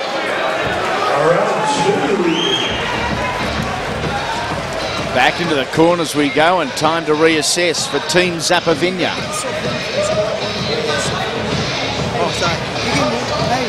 Listen to me, standing in front of you. You're standing in fucking front of you. Jump up on your toes, move left to right. Hey, he's waiting for that right hand. Number two. This is what we saw. And it was Ammeth Diaz with the right hand over the top of Lenny. That's all. Lenny tastes the canvas. Here it is. Flush on the button. Lenny was wobbled, not badly, if that makes sense. He was wobbled and he dropped, but straight away he knew what had happened. He wasn't in Disneyland, if that's an easier way of describing it. But it just shows the dangers of Ammeth Diaz. Left hand from Diaz, the head rocks back, the sweat off of Lenny Zappavigna.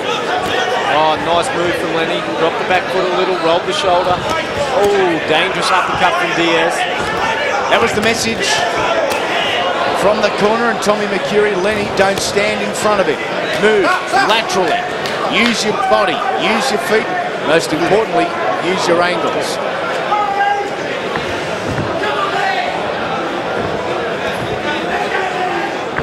Body shape of Lenny Zappavigna has just changed so much. He looks gone as the baby fat, and he just looks like an absolute machine. Stop.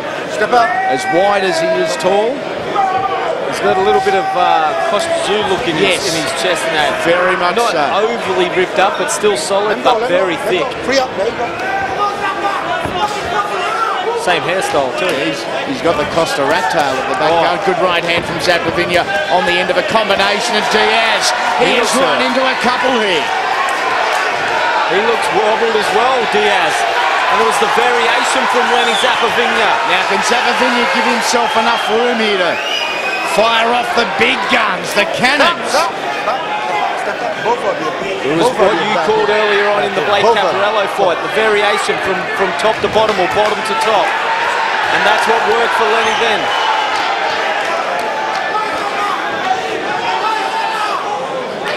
Free up your hands. Let him go.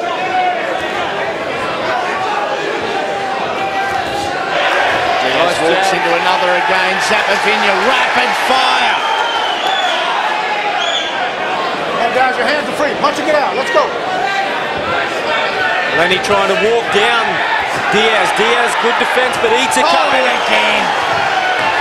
They have opened right up.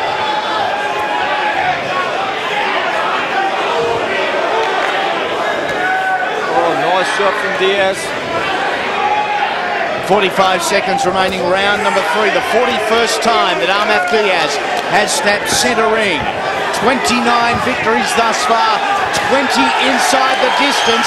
Is he going to go the distance with Lenny Zappavigna? In fact, is this going to go the distance one way or another? No, I can't see it going the distance, and I think if Lenny can stay out of trouble, the pressure he's putting on Diaz now will be hard to handle. But he's got to be very wary that he doesn't walk into one of his own. Free up your hands. Your hands are free. Go. Let's go. And after so much energy, just time for a breather here in the final couple of seconds of round number 3. It gets rocked back at Zappavigna again. Oh, good body shot from Diaz. He looked potentially vulnerable. Young visitor from Panama earlier in the round, but he finished strongly. Oh, he was vicious.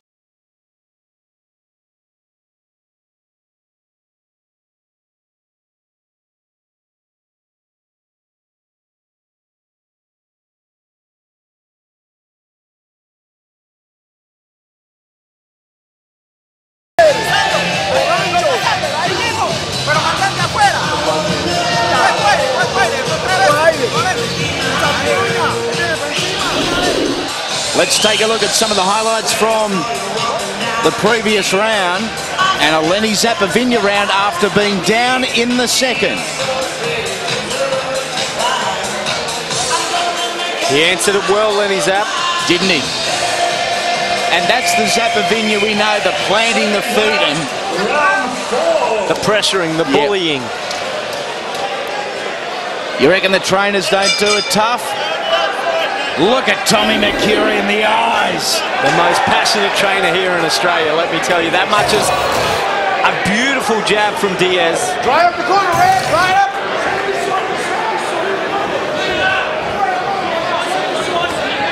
Oh, big uppercut from Diaz. A long one. And again, Zappavigna just standing in front. Dry up, Blue.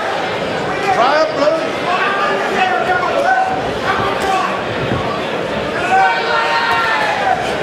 Nice little doubling up at the left, but as Zappavigna dropped it, Over the top of that shoulder came Diaz.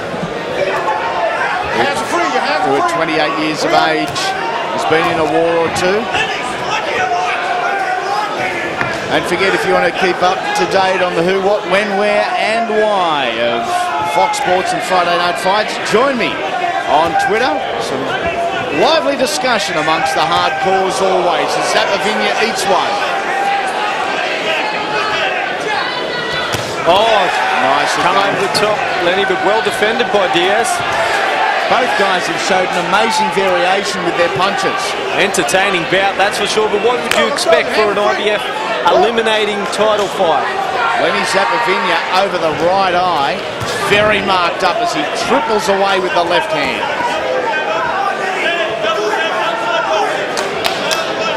I got you.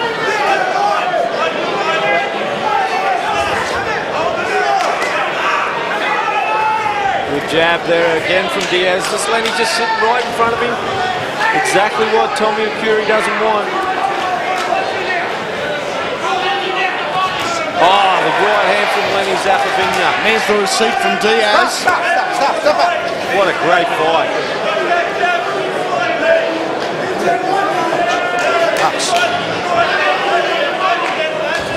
They restart with just under a minute remaining in the fourth.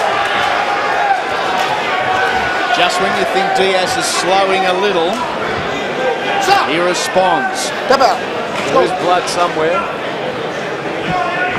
Ranked 8th by the IBF, Ammeth Diaz. Ranked 5th by the IBF, Lenny Zappavigna. There's a lot of blood coming from Lenny Zappavigna's mouth. Let's work. Get free. Is it the mouth or nose? Oh, that's the mouth. He bit a tongue. Your hands are free. Work. Your hands are free. Right eye of Lenny Zappavigna is going to potentially be a problem as well. Let's go. Let's work. Don't you think Diaz knows it as well? What a great round. We're going to fight on our hands here in our main event, haven't we? Please, Mr. Music Man. More volume on the line, please. That was round 4. Who are the lightweight world kingpins? Let's take a look. And what about the names here? Miguel Vasquez, the IBF. Brandon Rios, the WBA. The IBO is vacant. Robert Guerrero, should I say. WBO and the WBC, the title vacant, but not for much longer, because that is decided October 15. What about the depth and the quality in this division at the moment?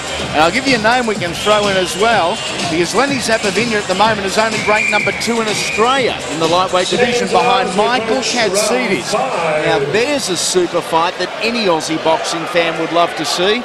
Sadly, I don't think it will happen anytime soon.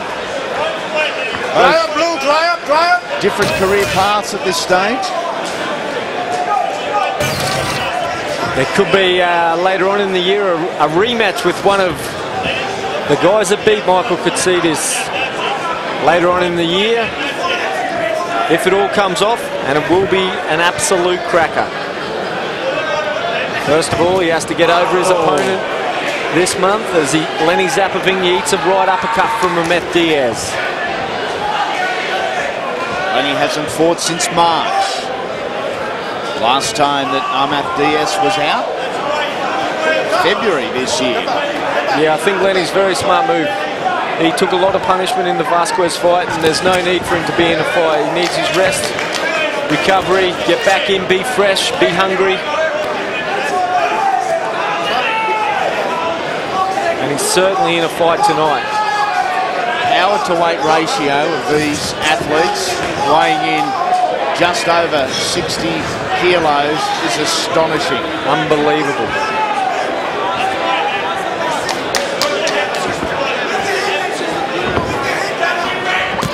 Oh, the right hand again. Zappavigna doesn't need to be there, needs to get out of the corner, and he does so. That said, Diaz really didn't attempt to trap him in. Lenny seems to be boxing a little bit more this round.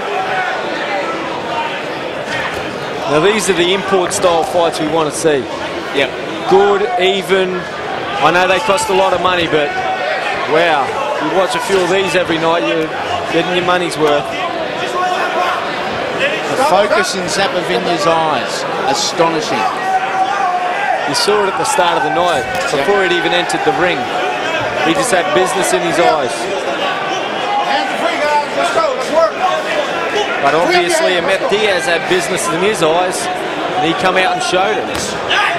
Good right hand. He literally moved into that. Zappavigna absolutely stung against the ropes, and in a world of hurt, he is down. Tommy's going to stop the fight. Oh, he's very lucky. Tommy's finishing it. Tommy McKeary, the trainer, has stepped in to stop this. Yeah. It is over. Lenny Zappavigna beaten Ammeth Diaz, against the odds victorious. Zappavigna devastated, but the award of the night goes to his trainer and friend. I speak of Tommy McKeary, who showed compassion, logic and smarts by stepping in and saying, no, young fella, that's enough. That's Tommy, and I said it, he's the most passionate guy in Australian boxing, and these two have a combination that most trainers and fighters look for forever.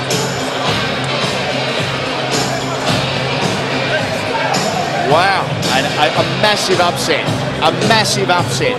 Ammeth Diaz will go on to face Gil Vasquez, the IBF lightweight championship of the world, and this is how it happened. It's an initial right hand. There it is. That's it. And Lenny was on wobbly leg street. Look at Tommy McKeary in the background saying, give me the towel. He knew straight away and had no hesitation. Oh. And that's what I want to see in a trainer. You want someone who is only there for your safety. Nothing worse than a brave trainer, as the cliche goes. I agree. And he was in all sorts, poor Lenny. A sad sight. There's plenty more to offer for Lenny Zappavigna, 23 years of age. Tonight is not the end. Absolute champion outside of the ring. But by allowing the fight to go on, you compromise the future. His health, the future's not compromised tonight. Let's make it official. Let's go centering to Howard. Thank you very much, ladies and gentlemen. Referee Robert Bird acting on advice from Lenny Zappavigna's coach Tommy McKeary. Stop the contest, round 5, 2 minutes 32 seconds into round 5. Would you congratulate the winner, the IBF challenger from Panama City, Ammeth Diaz.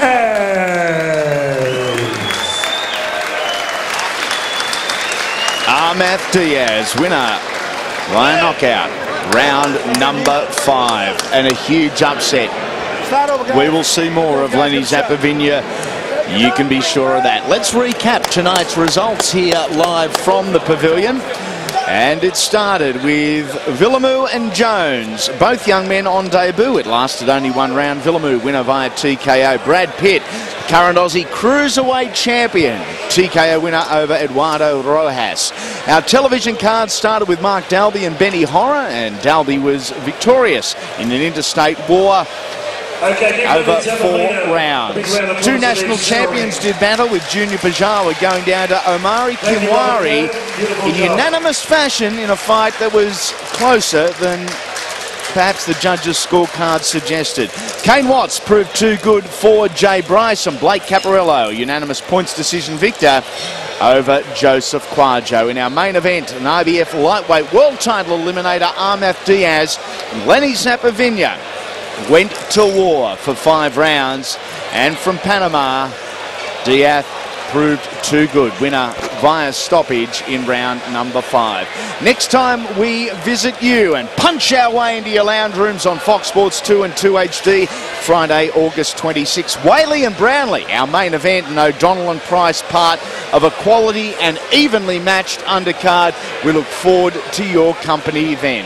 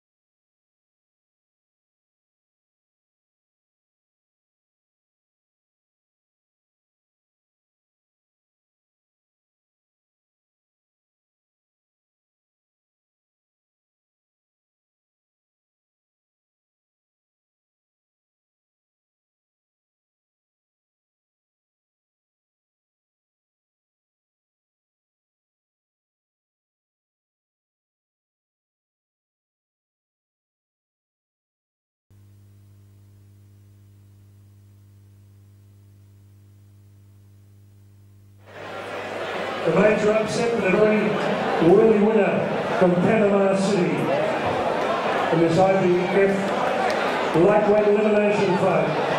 Barry, a big winner, Ammeth. Diaz. Yeah, look, a great victory. Terrible shock for me. Ammeth fought a brilliant fight.